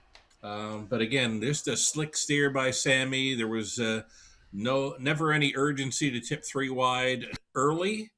But he moved him at the perfect time, and when he unleashed him, this horse just set sail. Yeah, got away 4th, which oftentimes is a good spot because if the one that gets away third usually pulls first up, you got a good option of getting that second over trip. And yeah, fourth is often a good spot to get away. Yeah, and it was a wonderful toe up. I mean, the four, Dragons Better, raced really good for traveling first up. He might have got picked off for the deuce, but he went a good trip. And again, he was very good live cover for this five Silver Spirit, winning for the Copley Barn with Philly on board. Silver Spirit with that claim in, and Silver Spirit there is Sammy Filia. The first leg Yeah. of that pick five. I'd imagine Silver Spirit will be on a fair number of tickets. Oh, yeah. I should add $16,000 new money, so that's well up and over $20,000 with the carryover added. So thank you to the horse player for supporting another carryover at the river. And the sixth race out trackside will be a group called the Pick Six group. The Pick Six, race number 6. It was the start of the late pick 5, but the pick 6 group is here, enjoying their night at Grand River Raceway and enjoying seeing 5 Silver Spirit, a 7-year-old Veradero Hanover Bay gelding owned by Jamie and Jacob Copley and James Copley. Jamie Copley is the trainer. Fourth win this season, 27th lifetime Silver Spirit, 153 and 4.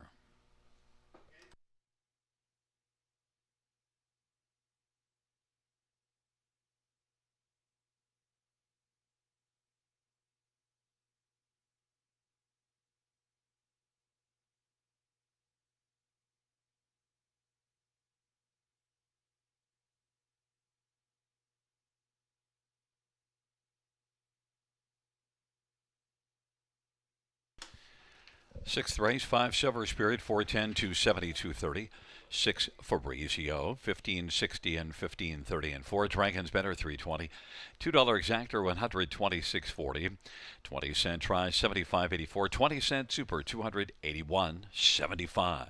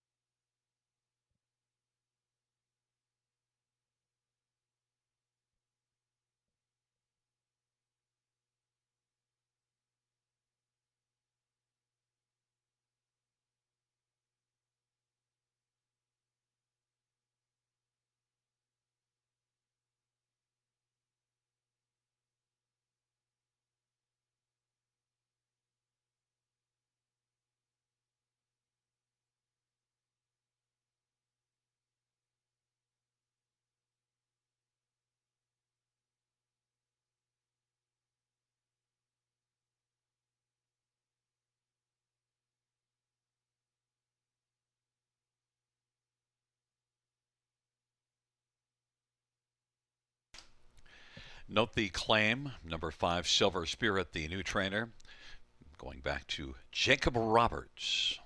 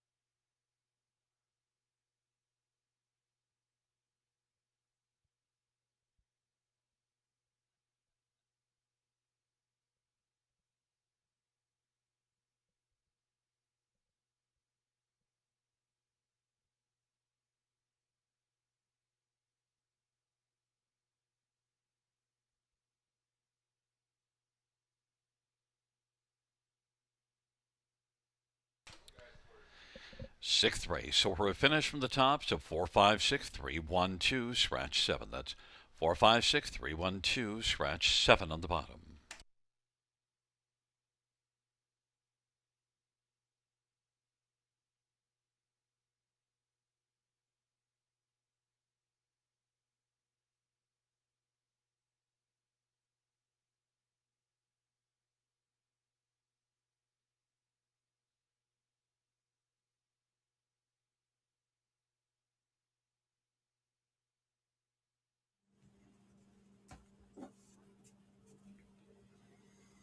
Ready, 4 minutes to go here on the upcoming seventh race. And again, we thank the horse players for coming on in for the late pick five carryover. $16,000 new money added to that $7,000 carryover puts the pool at well over $20,000, and I believe it's $6,000 or $7,000 still live and in play after the favorite Silver Spirit starting things up on the pick five at even money. So we've got to dive into the late pick four now, just 3 minutes away, and some trotters to start up the pick four play. We're 4 deep the opening leg, 1, 2, 4, and 7.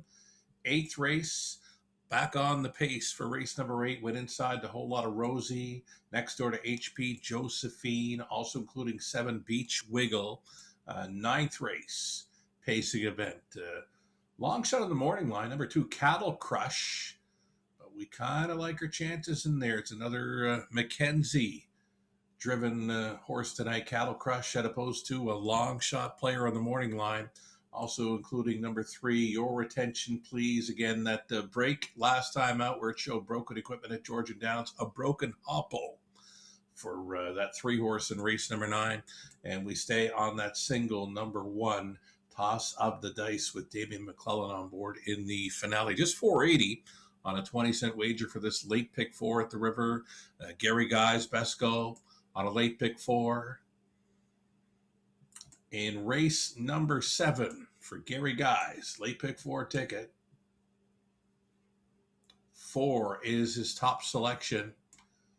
Number 4, Sarah Cal. It's a daughter of Archangel. It's the season debut for Trader Dave Holiday. Ryan Holiday back with us in the bike. Ryan Holiday for the 4, Sarah Cal, here in the upcoming 7. Top selection for Gary Guy. He also uses 3, Sister Scarlet, and the 2, HP Shefford. Race number 8, top selection for Gary was the 7, Beach Wiggle. Number 2 is the backup plan. Also takes the 7 as a top selection in the 9th race. Ambush Sealster will try to make it 4 in a row in Ontario.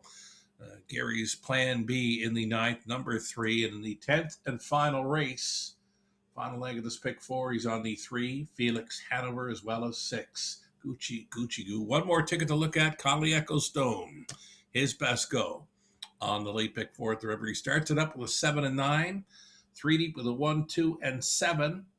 Over in race number 9, on to the 5 and 7. 5 being Babylon Billy, and 7, Ambush Sealster, as mentioned, tries to make it 4 in a row in Ontario. And the 10th race for Connolly on the 1, 3, and 7. Toss of the Dice, Felix Hanover, and South Winchester at a price $7.20 if you're in to go with Connolly Ecclestone on a late pick 4 at Grand River Raceway. Good luck.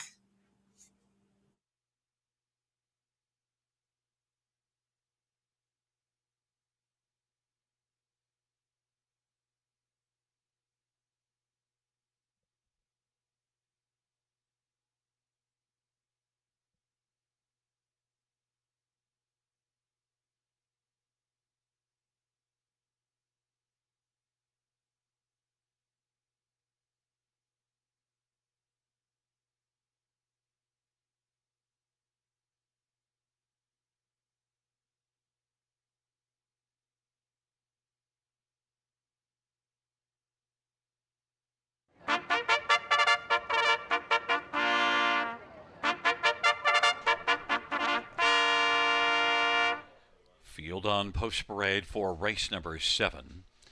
1 is Unsurpassable, Jason Ryan for Julie Walker and Walker Racing.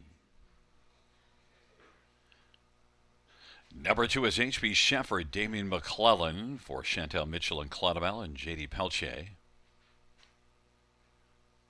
Number 3 is Sister Scarlet, Mark Etzel for William Brown. And number 4, Cervical, it's Ryan Holiday for Dave Holiday and Grant and Robert Jackson.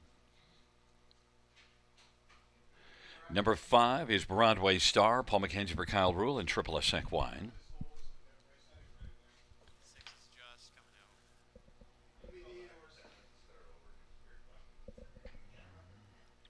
Number 6, Fire Stride, Anthony Hahn for Shane Weber and Tom and Elizabeth Rankin. There is 7, Tamil Shrek, Brady Colliers for Greg McNair and Tamil Farms.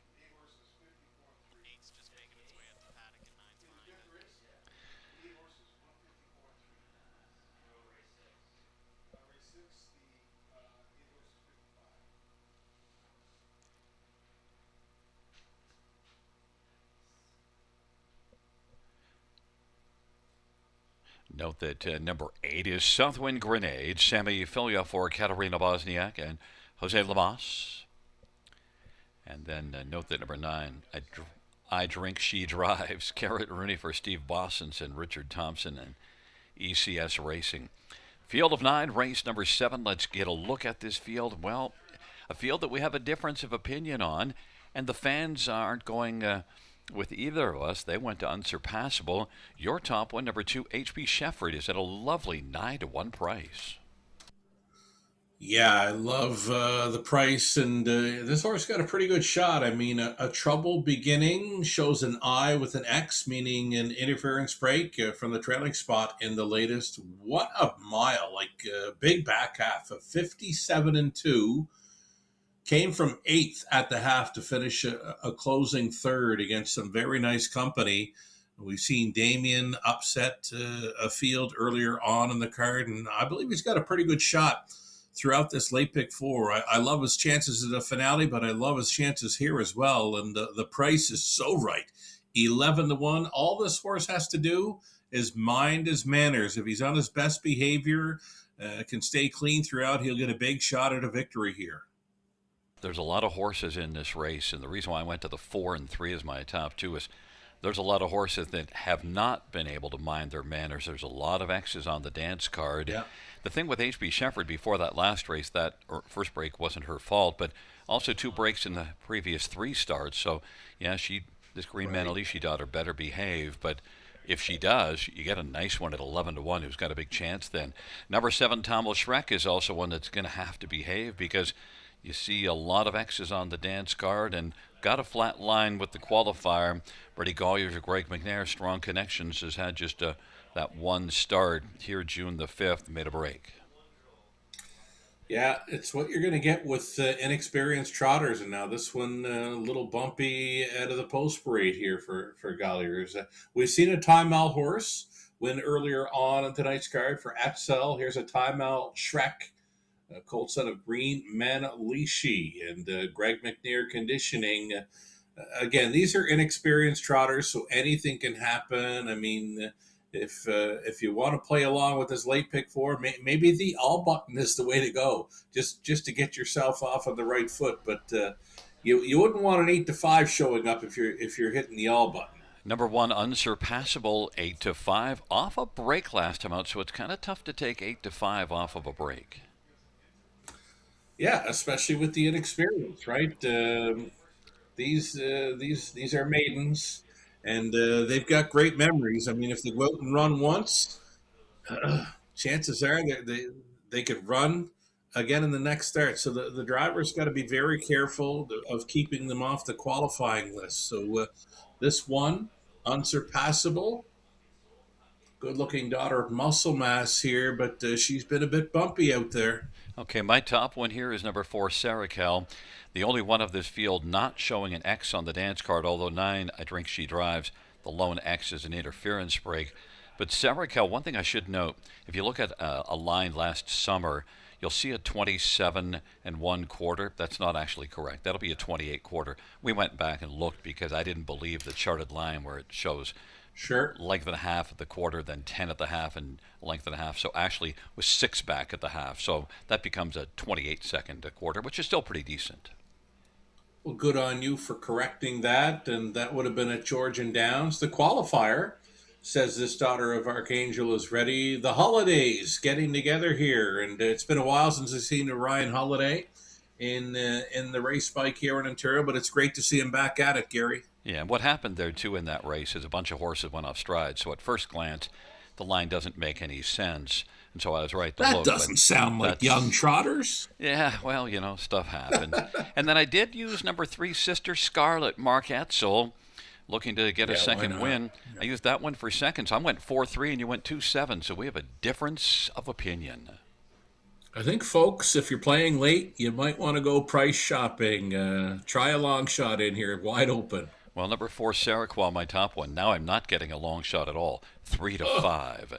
It's a field of 9 for the 7th race.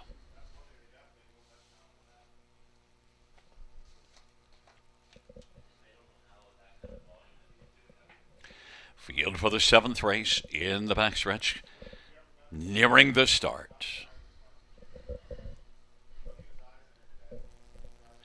Field for race number 7 at the start of the rough, and from the outside getting out well, Southern Grenade and Tamil Shrek. And Sister Scarlet broke stride, unsurpassable. Semrakel is 4th away. And also with a break in stride, H.P. Shefford. They raced their way to the opening quarter. Southwind Grenade able to launch right up and get the lead. Unsurpassable has just one passed. And now on the outside is Tamil Shrek. Racing 4th is Semrakel, who's 5-2 on the board now as they race their way off the turn and they come on towards us. And driving up now and sweeping up to take the lead is Tamil Shrek. 28-3 opening quarter. Tamil Shrek leads it. Southern Grenade on the inside now is back to 3rd, is coming on. Unsurpassable is racing 2nd. Broadway Star racing 2nd over 4th, and Seroquel is forwardly placed 5th, is about 3 1/4 off the lead as they work on around the turn and into the backstretch. And now Unsurpassable has just 1 to pass, and on the inside 3rd, still long shot Southwind Grenade. And then racing on the outside, Broadway Star. Seroquel is locked down to the inside. Right now is 4th, as Broadway Star is 5th, and 6th as I Drink She Drives. 58.5, and Unsurpassable is a passer now, passing Tamil Shrek. Broadway Star on the outside for Paul McKenzie is racing 3rd, and then Southern Grenade. Unsurpassable was able to clear to the front of her Tamil Shrek, and now on the outside that is Broadway Star as they race their way by 3/4, 127-4, and it is Unsurpassable. Broadway Star and Tamil Shrek and I Drink She Drives now is out wide and is coming on. And now Unsurpassable went off stride as the field turns for home. I Drink She Drives takes the lead from Broadway Star. And now here comes Happy Holiday and Seroquel. It is Seroquel and Happy Holiday charging on the outside. Seroquel is going to win it. I Drink She Drives is 2nd. Tamil Shrek 3rd, and Broadway Star 4th, 159-1. Seroquel and Happy Holiday taking race number 7, Sugar. Happy guy as well. Nice pick. Just the thing with Seroquel is you do see this one. That was a pretty decent line, August the 26th, that winning line. I mean, I mentioned that the line was a bit different than what's in there, but still was a winner by 2 1/4 lengths, and I called that one. It was in the Prospect Series, so Prospect Series a little bit tougher than this maiden class. Yeah, and one of the few trotters in there that had honest program lines, right? She's one of the few in there that didn't show an X, and we saw quite a few breakers in there. Again, it's that inexperience factor showing up. You like my reasoning? I took the only horse that doesn't show an X on the program. Now, the 9, the break is an interference break, but I was just looking for, give me one that can stay flat. Well, the 9 horse right there with the 4. So there's the your 2. angle was pretty good there. Go for the horses that are showing 0 or few X's. Yeah, to help. And look, at the 9 was 5-2, so the fans kind of thought maybe that crazy announcer logic might have made sense to go for the ones, the young ones that show no breaks. the players were listening to the track announcer. They were hearing it well. There was lots of late action that did come for the four Seroquel, and then she drifted up slightly there to go away as a co-favorite at 5-2. And H.P. Shefford made a break. Sister Scarlet one that Oh, showed just one oh, break off stride. I mean, yeah. you get these maiden trotters, and first order business, you got to stay flat, and that's at least what Happy Holiday was able to do. And Ashley Sarakel, who was a favorite, drifted up to 5-2.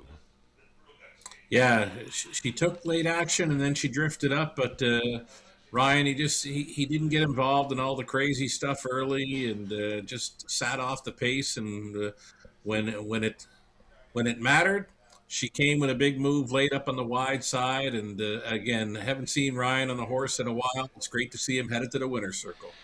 I don't know who this Ryan is. I think his name is Happy. Happy Holiday, Sarakel, 3-year-old Archangel.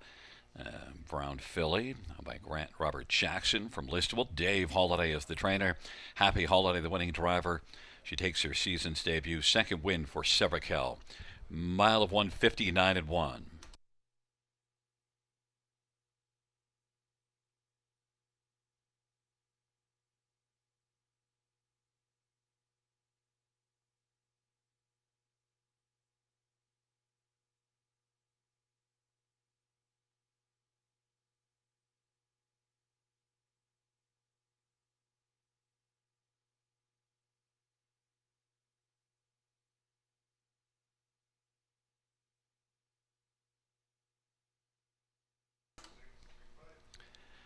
Seventh race for Severikel, $736, $350.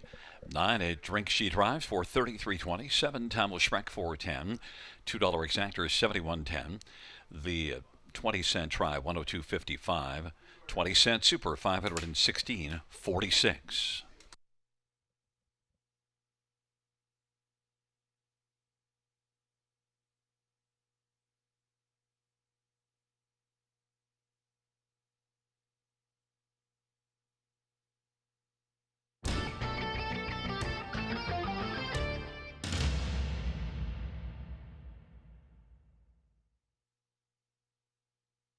Stretch nearing the start.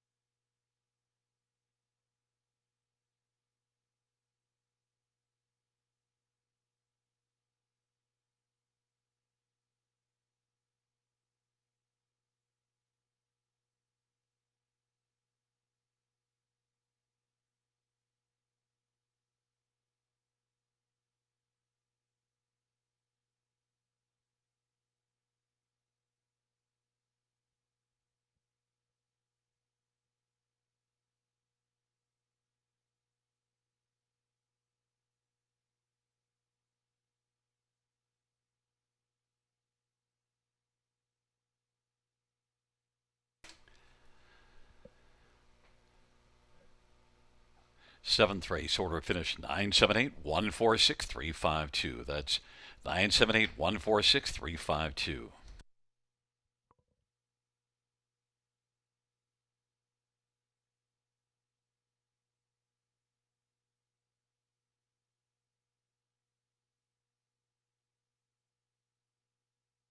Winbag Farm of Delaware offers several outstanding stallions, including EL Platinum, full brother to multiple stakes winners EL Ideal and EL Titan, Meadowlands Pace winner He's Watching, a Dan Panch Award winner and a world record holder over multiple sized ovals, Molotov Cocktail, a New York Sire Stakes final champion and multiple stakes winner, Nutcracker Sweet, half brother to the great Sweet Blue, and a multiple stakes winner, Sports Column, a 19-time winner and a multiple Ontario Sire Stakes Gold winner at 2 and 3, and Top Flight Angel, a Yonkers Trot Final champion and a Breeders' Crown elimination winner. For more information, winbackfarm.com.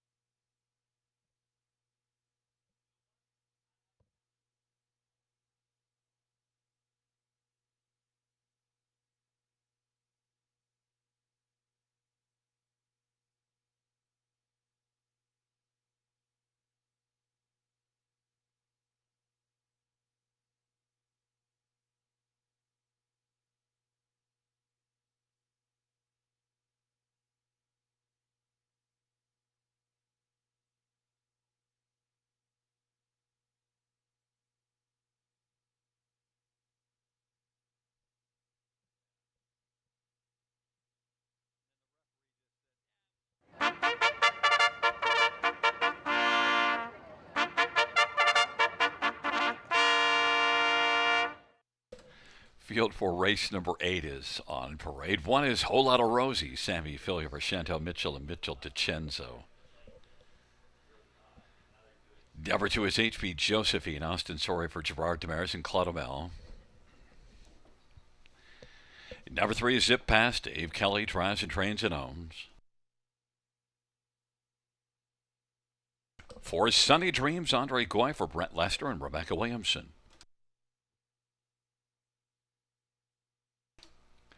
Number 5 is YS Flower number 10, Guy Gagnon for Joe Pereira. Number 6, Don't Mess with Molly, Scooter Gimlet for James Dean and Brooke Gimlet. And number 7 is Beach Wiggle, Jason Ryan for Jody Cullen and Travis and Ron Cullen. 8, McWicked Move, Paul McKenzie for Brent Dunbar and Dorothy Dunbar. And number 9 is Espresso Beans, Damien McClellan for Ron McDonald and Brett McDonald and Brent McLennan and Shengo. Field of 9, race number 8. Let's get a look at this field. It's a full field, and well, we both like 7 Beach Wiggle, Jason Ryan for Jody Cullen, and well, why not like this one off those last 2 efforts?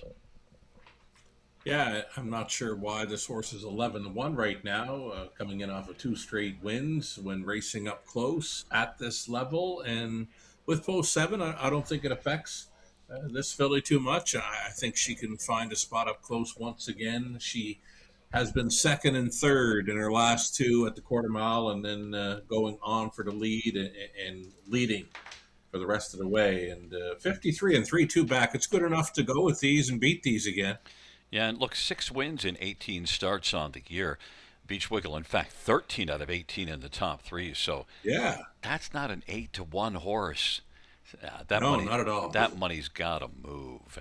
Now, 1, I would think. yeah, a whole lot of Rosie. I understand that one taking money. Although the thing to note, though, the last 2 races, both the very bottom class, and now will be moving up. And this is a much snugger group for a whole lot of Rosie than what she was able to beat up the last 2.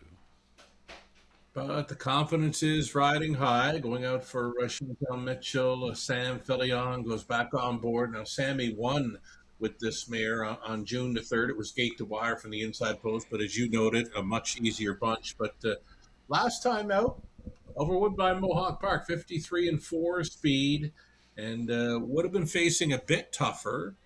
But again, this is asking for a lot for this one Whole Lotta Rosie. It's worth a look. I don't know if she can handle these, but if you're getting 3-1 on this horse, there's no shot the 7 should be staying at 7-1. I mean, if the rail starter is 3-1, 7's got to be 2-1 right now. Yeah, to me, I thought if you don't like Beach Wiggle, the next one would be number 2, HP Josephine. First of all, Austin Surrey, Gerard Demers, so that's the strong connection. 10 out of 22 in the top 2 on the year. Yeah, and she just missed last time out to our top selection, Beach Wiggle, who she's faced in her last couple of starts. HP Josephine, Sorry, and Demers, as you mentioned, that's a strong combination on any B track in Ontario. I keep wondering when the money's going to come for this 7. I just don't get it. And the last time out, HP Josephine left better. The previous starts didn't get off the gate well, so had a lot of work to do. That last one was closer. I imagine HP Josephine will get the benefit of a probably better trip than Beach Wiggle. I could see upsetting the 7, who we think should be the one to beat, with the 2. But and then I went to Whole Lotta Rosie 3rd, so we just flipped our top 3 there. And then Sunny Dreams, to me, is the logical one for 4th because, well, this is one that's been a fringe player. 4 out of the last 5 finished either 3rd or 4th. I don't mind this horse at all tonight, Gary. I mean, it's the 3rd time Lasix angle, sat 2 1/4 and 26 and 2 in the latest, was able to finish up in 4th. Sunny Dreams, he's going to be the upset factor for me. He's the beware horse of this field. You can go a lot of different ways in this 8th race. I'll call it wide open. The only thing I can think of why people are opposed to Beach Wiggle. They think that she can only race from an inside post. They look at some of Oh, the outside posts, but I think that Jason's going to be putting her in play. We'll see if that's it, but we're sitting at 6-1 right now. I do understand HB Josephine because I think HB Josephine could be a good trip horse in here. yeah, she could work it out, but I mean, the 7, Beach Wiggle, from post 1, post 2, she was able to get away up close. I mean, post 7, for me, for this filly, is a better post than the 1 or 2. Again, I just don't get it at all. Well, we're going to find out because we're both on the same page, and Beach Wiggle, it's got to be bet heavier also in that pick 5, I would assume. 100%. It's a field of 9 for race number 8. They are gathering speed.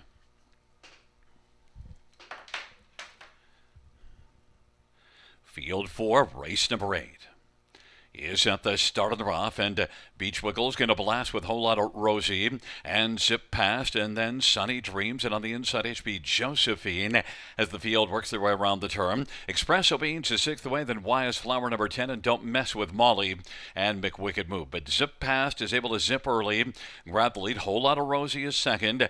Beach Wiggle from an outside post got away 3rd, and popping out of the pocket, Whole Lot of Rosie is in full bloom right now, and Whole Lot of Rosie 8-5 on the board wants to come on and clear to the front of her zip past and is able to zip right up and get the lead of her zip past. And Beach Wiggle is the 3rd one. The opening quarter was 27-1. They raced their way on past us. HB Josephine on the back of Beach Wiggle. Beach Wiggle is going to come first over, and HB Josephine 2nd over 4th. On the inside 5th is Espresso Beans, and then Sunny Dreams as they work their way up towards the half, and then further back now is Wyas Flower number 10. Don't Mess with Molly and McWicked Move. Whole Lot of Rosie now challenging.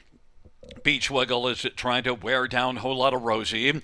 Beach Wiggle now comes on, half 56-4. Beach Wiggle and Whole Lot of Rosie. Beach Wiggle is able to wiggle up and take the lead. Whole Lot of Rosie is 2nd. HB Josephine is on the back of Beach Wiggle. Beach Wiggle trying to put away Whole Lot of Rosie, who isn't giving it up easily.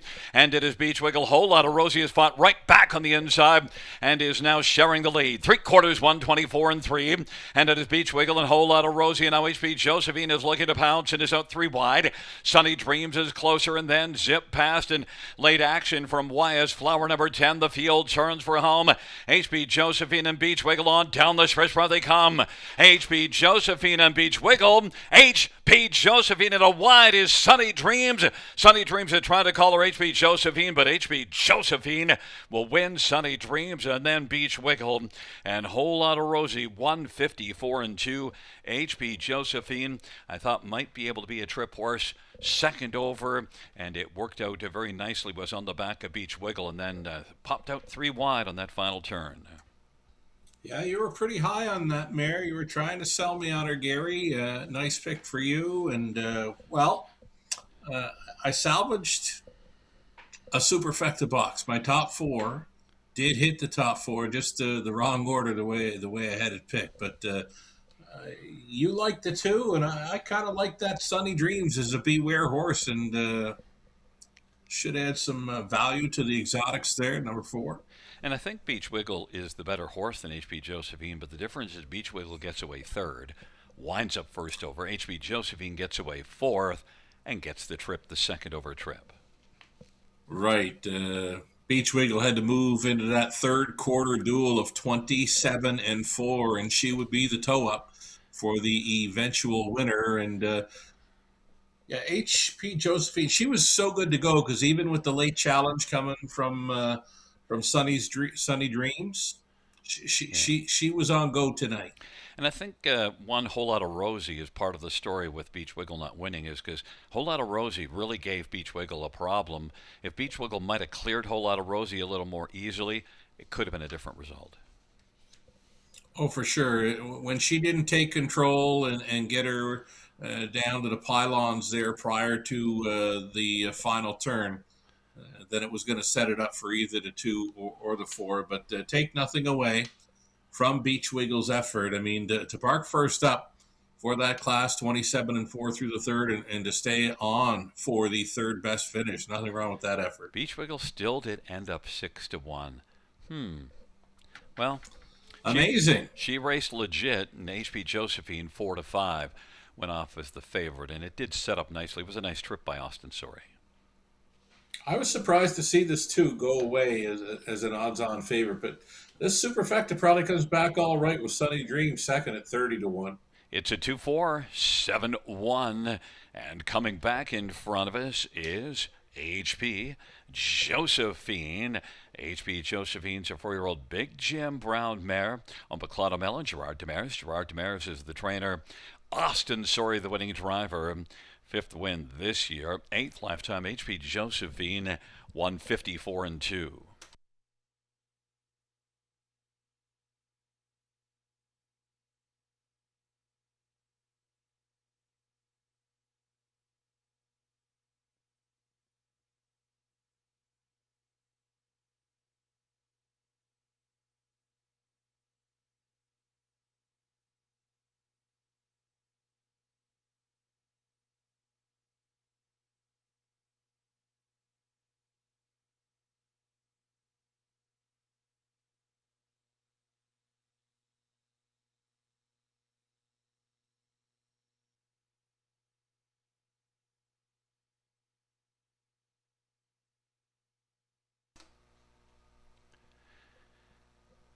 Eighth race to HP Josephine, 360, 260, 220.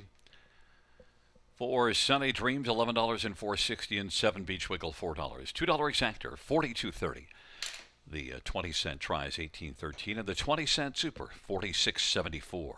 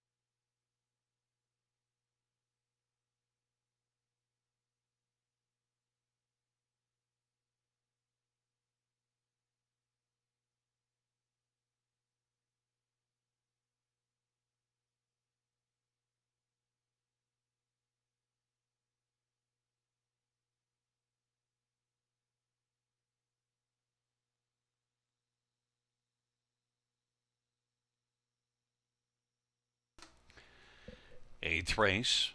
Order of finish from the top, 418-267-359. That's 418-267-359 on the bottom.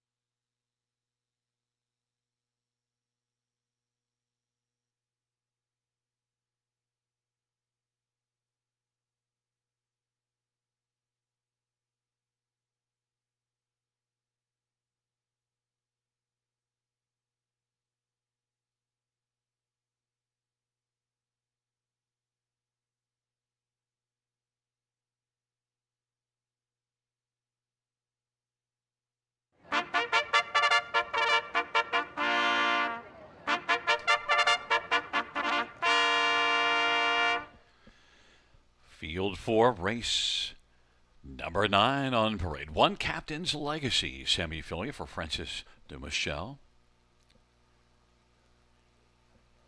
Number 2 is Cattle Crush, Paul McKenzie for Kevin Stevens and Nicole Loeffler. And Kevin shares in ownership. And number 3 is Your Attention Please, Brady Golliers for Mike Armstrong and Michel Grenier. Number 4, Jimmy's on a roll, Austin Sorry for Rachel Andrew. 5, Babbling Billy, Damian McClellan for Jason Aykroyd and Vincent Apino Albanese and Francesco Fiselli. And number 6, Dancing Through Dawn, Guy Gagnon for Gerard Demers and Jean Lair and Dave Pelon and J.L. Leflamme and Alain Carrier. Number 7, Ambush Sealster, Jason Ryan for John Kennedy and Allison and Caitlin Kennedy. 8 is Written in Stone, Dale Spence for Brenda Duncan and Dave Duncan. Note Dale wearing Jason Ryan's driving colors. And 9 is Be Blazin', Mark McDonnell for Darian Rayner and Bruce Cleaver. Field of 9, race number 9. Let's get a look at the 3. Your Attention Please, the 5-2 favorite. And Sugar, your top pick. This is one that was racing really well here at Georgian last time out, and then things went south. Yeah, he had some equipment issues. Wardrobe malfunction, we'll call it. Broken hopple up and into the far turn at Georgian now. Now, you were calling that race. He was 27-3 through the third quarter. Now, he's a big Bettor's Delight. Now, Bettor's Delight doesn't normally make him big, but this is a big fella. And you can see Brady, just the size of this horse is massive. And, Brady sent him last time out, and he was looking fine going into the final turn, and then he got rough gated. Now, the reason for the break, was it the broken hobble, or did the break cause the broken hobble? That I don't know. I went to the AGCO report, and the broken equipment was a hobble. The biggest question mark would be that did it cause the break, or did the break cause the broken hobble? But this horse was going on to a victory, it appeared. And check out the qualifier before that at the River, 154-1. I mean, that's good enough to beat these. That's an amazing qualifier. Look, this is also one last year had 5 wins in 14 starts, and you see this one winning at 55 and won at Rito. So it's not like that last race was a one-off. This is one that's flashed some nice ability, and very strong chance to win. Brady Golliers for Mike Armstrong. Mike's put up some decent numbers. Yeah. The one that I like on top, but has a tougher post and certainly is coming in great form, is Ambush Sealster. Yeah, strong closer, right? There's nothing wrong with 7 Ambush Sealster, but he's going to be at the mercy of the pace. I know him well from London, and now we've seen him down around Grand River Raceway for the last couple of starts. Strictly a closer. There is 0 gate speed for number 7, Ambush Sealster, but Jason Ryan, he's gotten along well with him. He got him there in his last couple of starts at big numbers, 14-1, and then 21-1 in the latest. So certainly knows how to win, but again, he's at the mercy of the pace, and I think he's overmatched here with number 3. Number 3, for me, should be 2-5. Well, I'm hoping somebody tries to run them, and that's because I'm looking to get a pace scenario, and certainly Your Attention Please. That could set things up if somebody gets a little stubborn, maybe a Captain's Legacy, or, that's one that could maybe try it. But I just don't see it. He from what I saw at Georgian, this horse is a monster. All he's got to do is keep it together, the number 3 horse. Now, number 2, Cattle Crush, is moving up from the maiden class, and look, it's a better post position. Cattle Crush was good last year. This is just the third start this year. First 2 races not great, but this is one that was a good 2-year-old. Yeah, saw him win in London there late October. Austin Sorey was driving. Paul McKenzie hops on board. I was just kind of taking a flyer here. I don't think they can touch the 3. I don't think any one of them can go with 3 on his best day, but I think you want to be looking for some prices underneath. And right now the second choice is 7 Ambush Sealster. I think the play is to use the 3 on top and look for a big price underneath them for second. Well, one that's offering a nice price that I believe will be a factor is Captain's Legacy. Look at last race. Was second beaten the nose after grabbing the lead and got to the lead from post 8 past the opening quarter. Yeah, he's been really good since early April. Captain's Legacy, a one-time winner, though 5 runner-up finishes, including twice second best in his last 2. Once in London, once at Grand River Raceway. He's an early speed threat, but as mentioned, this 3, all he's got to do is keep it together. 3-2 right now. Heck of a price on them. I just don't see it when they leave. Well, Ambush Sealster at 4-1, my top one, and I do like the 4-1 Captain's Legacy on the inside as well. It's a horse race. We'll see if Your Attention Please will live up to the billing. Right now, it just dropped down below even money. Field of 9 for race number 9.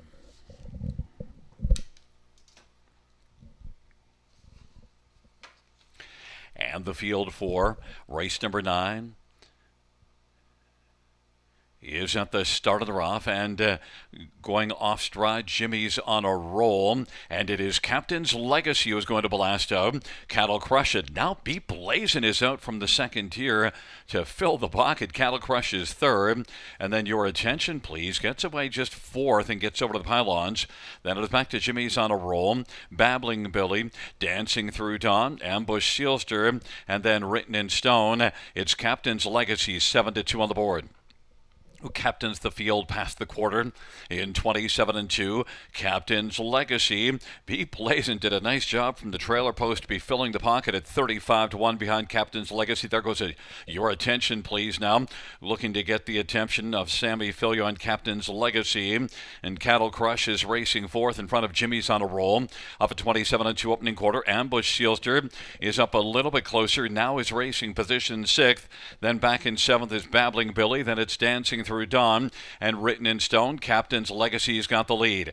Your Attention Please at 2-1 is on the outside second, trying to color Captain's Legacy, who still looks sharp. Beat Blazin' is racing third. Then Cattle Crush. Ambush Sealster still has to make up about 9 or 10 lengths off that 56 3/2. They race by 3/4. Captain's Legacy. And Your Attention Please. Captain's Legacy game. Your Attention Please has been out a while and is still 3/4 back. 3/4 124 3. And now getting closer. Here comes Ambush Sealster. On the inside, Beat Blazin' is third. Ambush Sealster is out 3 wide, and Cattle Crush is coming, but Captain's Legacy, Your Attention Please. Captain's Legacy leads it still a length. Captain's Legacy and Your Attention Please. Captain's Legacy keeps on going. Your Attention Please. Captain's Legacy is going to win. Your Attention Please second. Cattle Crush third. Ambush Sealster 154-1. Captain's Legacy had that inside post position. I thought this one would offer up a substantial challenge and does offer a nice price, 7-2 Sugar.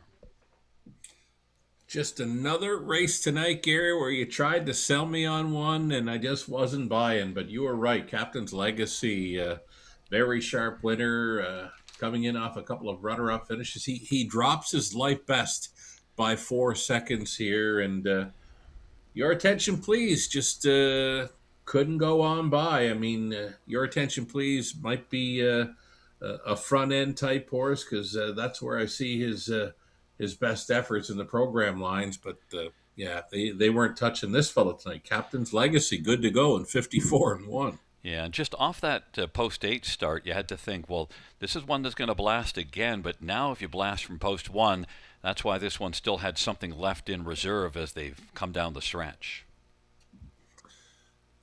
Yeah, he's just the confidence riding high. I mean, when these young horses start hitting the board on a regular basis, they just carry their speed well. Everything about them is on go.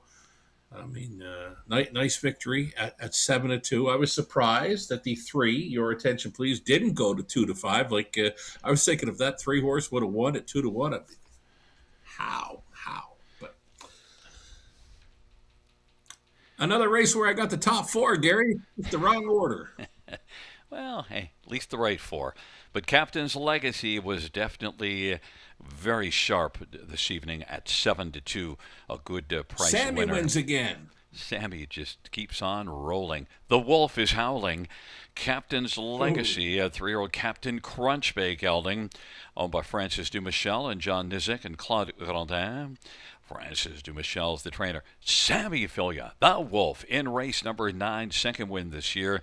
Second lifetime for Captain's Legacy, 154-1.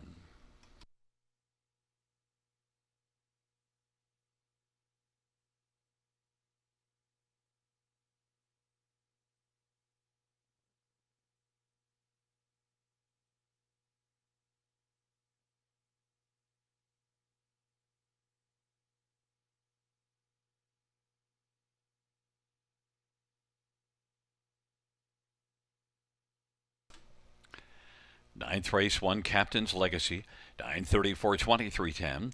3-year attention, please. $5 and $4, and 2 Cattle Crush $8. $2 exactor $69.60. Dollar Try $213.50.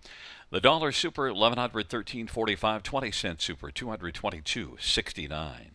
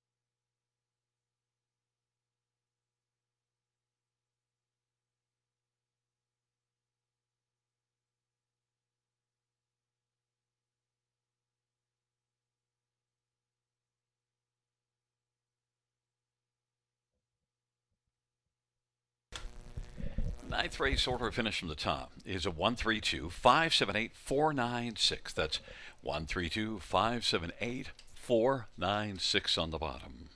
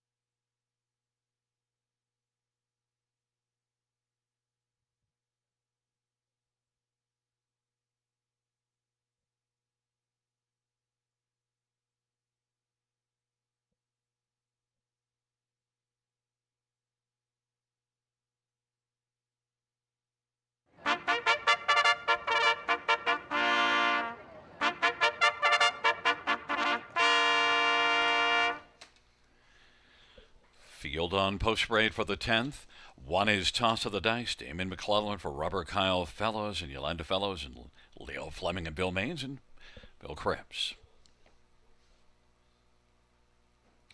Number 2, Fast as Lightning, Bertie Gollier for Jim Ellis. 3 is Felix Hanover, Guy Gagnon for Benoit by Jean Santo and Nunzio Vina. Number 4 is Don't Change My Name, Austin Sorry for John Holding and Morley Bosworth. Number 5, Ram, Sammy Fillier for Corey Fuller and Jim Wilson. Number 6, Gucci Gucci Goo, Dale Spence for Kyle Rule and Triple S Equine. Note that Dale is wearing Jason Ryan colors. Number 7, Southwind Caesar, Garrett Rooney for Steve Bossens and Derek Reed and Richard Thompson. 8 is Great Trickster, Bruce Richardson for Joe Coffey and Jason Castellan. 9 is Muskie Man, Jason Ryan for Kyle Bossens and Daryl Newbegin and Levi Kepfer. Field of 9, race number 10. Let's get a look at this field. I'm going to start with the favorite, the 4-5 Toss of the Dice. Decided had enough of Mohawk and wanted to come in here and get rolling. One that won 3 of 10 last year, looking for a win now.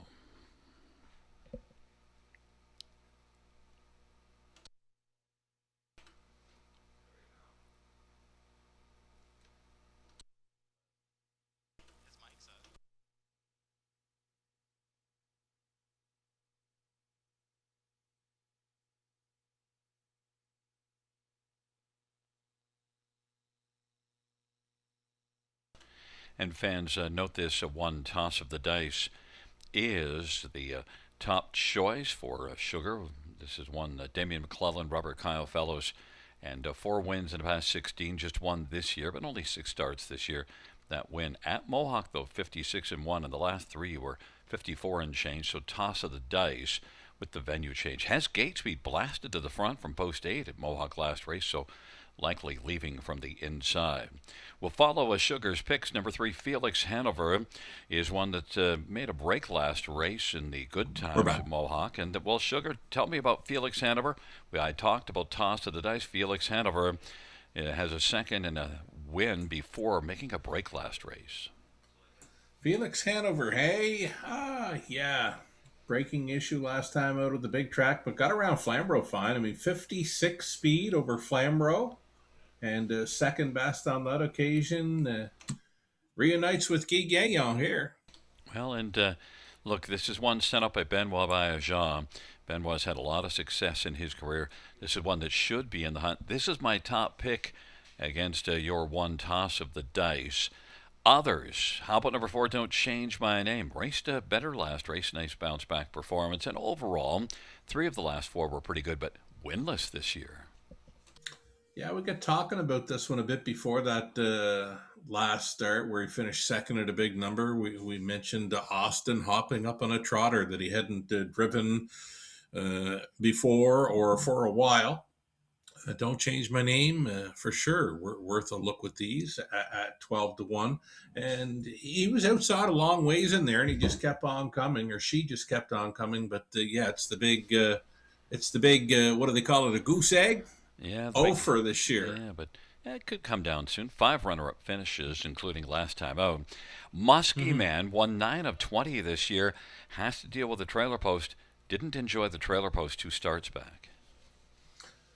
Yeah, he had a great run in London, and most of those 9 wins this season came in London when on the front end. Just been a long season already for him. He's got 20 starts, 9 wins, and 5 seconds, 3/3. Damien opting to drive number 1. That was the big sell for me when putting the 1 on top. I mean, Damien has won 9 races with the 9 horse this season. Well, he chose the 1, so that's where I went. On the bottom of your ticket, 7 Southwind Chester, 2 wins in 4 starts on the year. Garrett Rooney with us late for this drive. Southwind Chester, saw him win in London from an outside post. It was gate to wire. Steve Bossens, good man with trotters. Now, I think you're a little too critical of Gucci Gucci Goo.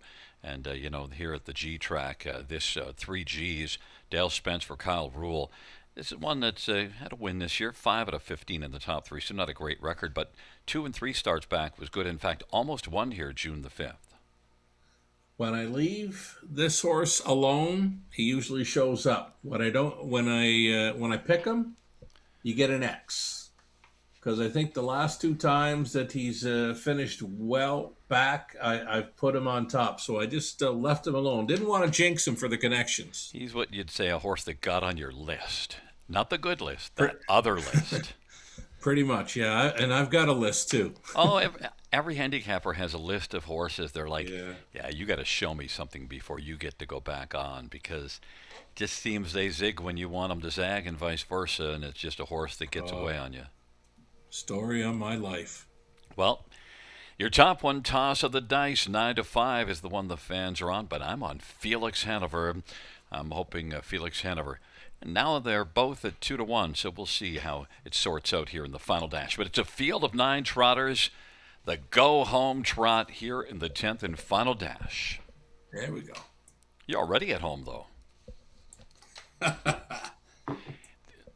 10th race. It needs to focus in a little bit, but as we zoom on into the backstretch, there's some focus, and the field is now in focus, and Great Trickster off stride, toss of the dice on the inside, leaving and now also getting out. Muskie Man is out quickly from the second tier to fill the pocket. Fast as Lightning at third, then Felix Hanover and Don't Change My Name, and then it is back to Ram and Southwind Chester and Gucci Gucci Goo and Great Trickster, but right now it is toss of the dice, 3 to 5 on the board.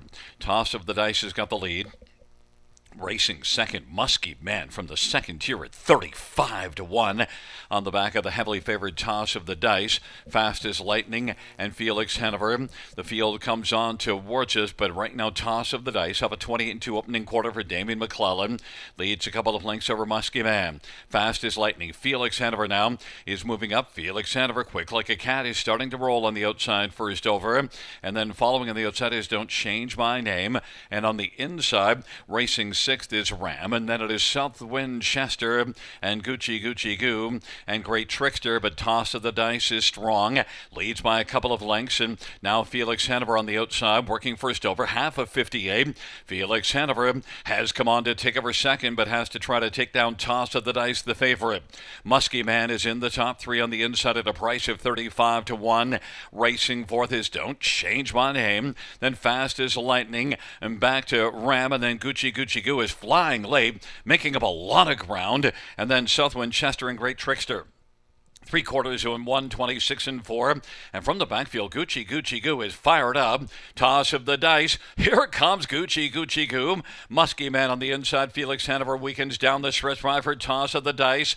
Gucci Gucci Goo is closing, trying to take second from Muskie Man. Toss of the dice is going to win. Muskie Man second. Gucci Gucci Goo third. Then Fast as Lightning and Ram. Toss of the dice. 156 and 2, 3 to 5 on the board. Went coast to coast like butter on toast, sugar. Oh, did he ever? I think, no, just a tick off his lifetime best. He did get over Woodbine Mohawk Park, 56 and 1 this season, but that's a pretty solid mile for Grand River Raceway for a young trotter. Toss of the dice when Damien McClellan chose him over the 9. That was it for me. I love that Jason Ryan thought that Damien was going to blast out, so he made sure he was up close enough and was able to get out from the trailer post to be second away. That was a sharp, probably one of the best leaves I've seen this meet from the trailing spot 9. I mean, he protected his inside lane. When the 1 showed the early speed, Jason just got plugged right in there for the 2-hole ride, and he appeared to hold second as well. You know, and this horse had the trailer post 2 starts ago and didn't leave, and it didn't work out. And this is the 9 horse that shows a lot of gate speed. So Jason said, "I don't know, we're not taking back. We're just going to try to get out there." And then, of course, it worked out really well. Yeah, those honest trotters, you know, he's pretty honest as they come. That 9 horse. So Jason able to work out the trip. He was not afraid to plug him right in there. Again, one of the best leaves I've seen this meet from that trailing post 9. And then Gucci Gucci Goo, if you were banking on having Ooh, the high five, we kind of gummed up the works there with a big closing effort. you were trying to get him there, made a big move out of that final turn. Wow, did he when he shook loose, he exploded. A real good rally to be third in there, and yeah, it's great to see. One that nobody liked, Fast as Lightning, left well and only gave up a couple positions and stuck around for a fourth with Ram fifth. Well, you got a 3-5 winner on top, and then you've got a 99-1 shot finishing up in fourth. So that's probably going to come back okay, Gary. This Well, high five. enjoy your weekend. We'll talk to you Monday. Perfect. Damien with a double. Nice. Back in front of us is one toss of the dice. A 3-year-old Archangel Bay gelding by Yolanda Fellows and Leo Fleming and Bill Maines and William Cripps. Robert Kyle Fellows, the trainer. Damian McClellan driving double. Second win this season. And the fifth lifetime for Toss of the Dice.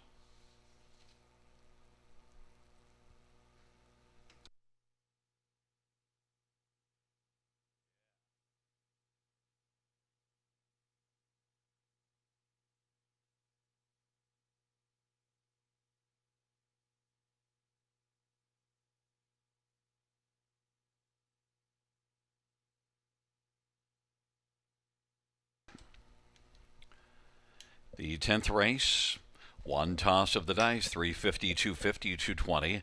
9 Muskie Man, 15, 10, and 570, and 6 Gucci Gucci Goo, 460. The $2 exactor, $77. Dollar try, $211.40. We'll have a high five carryover of 1993.12 on into Monday. Double of 1 and 1 is 1760. 20-cent pick 3 is 366. The 20-cent pick 4, 37.71. And we had a dollar pick 5 of 792.75.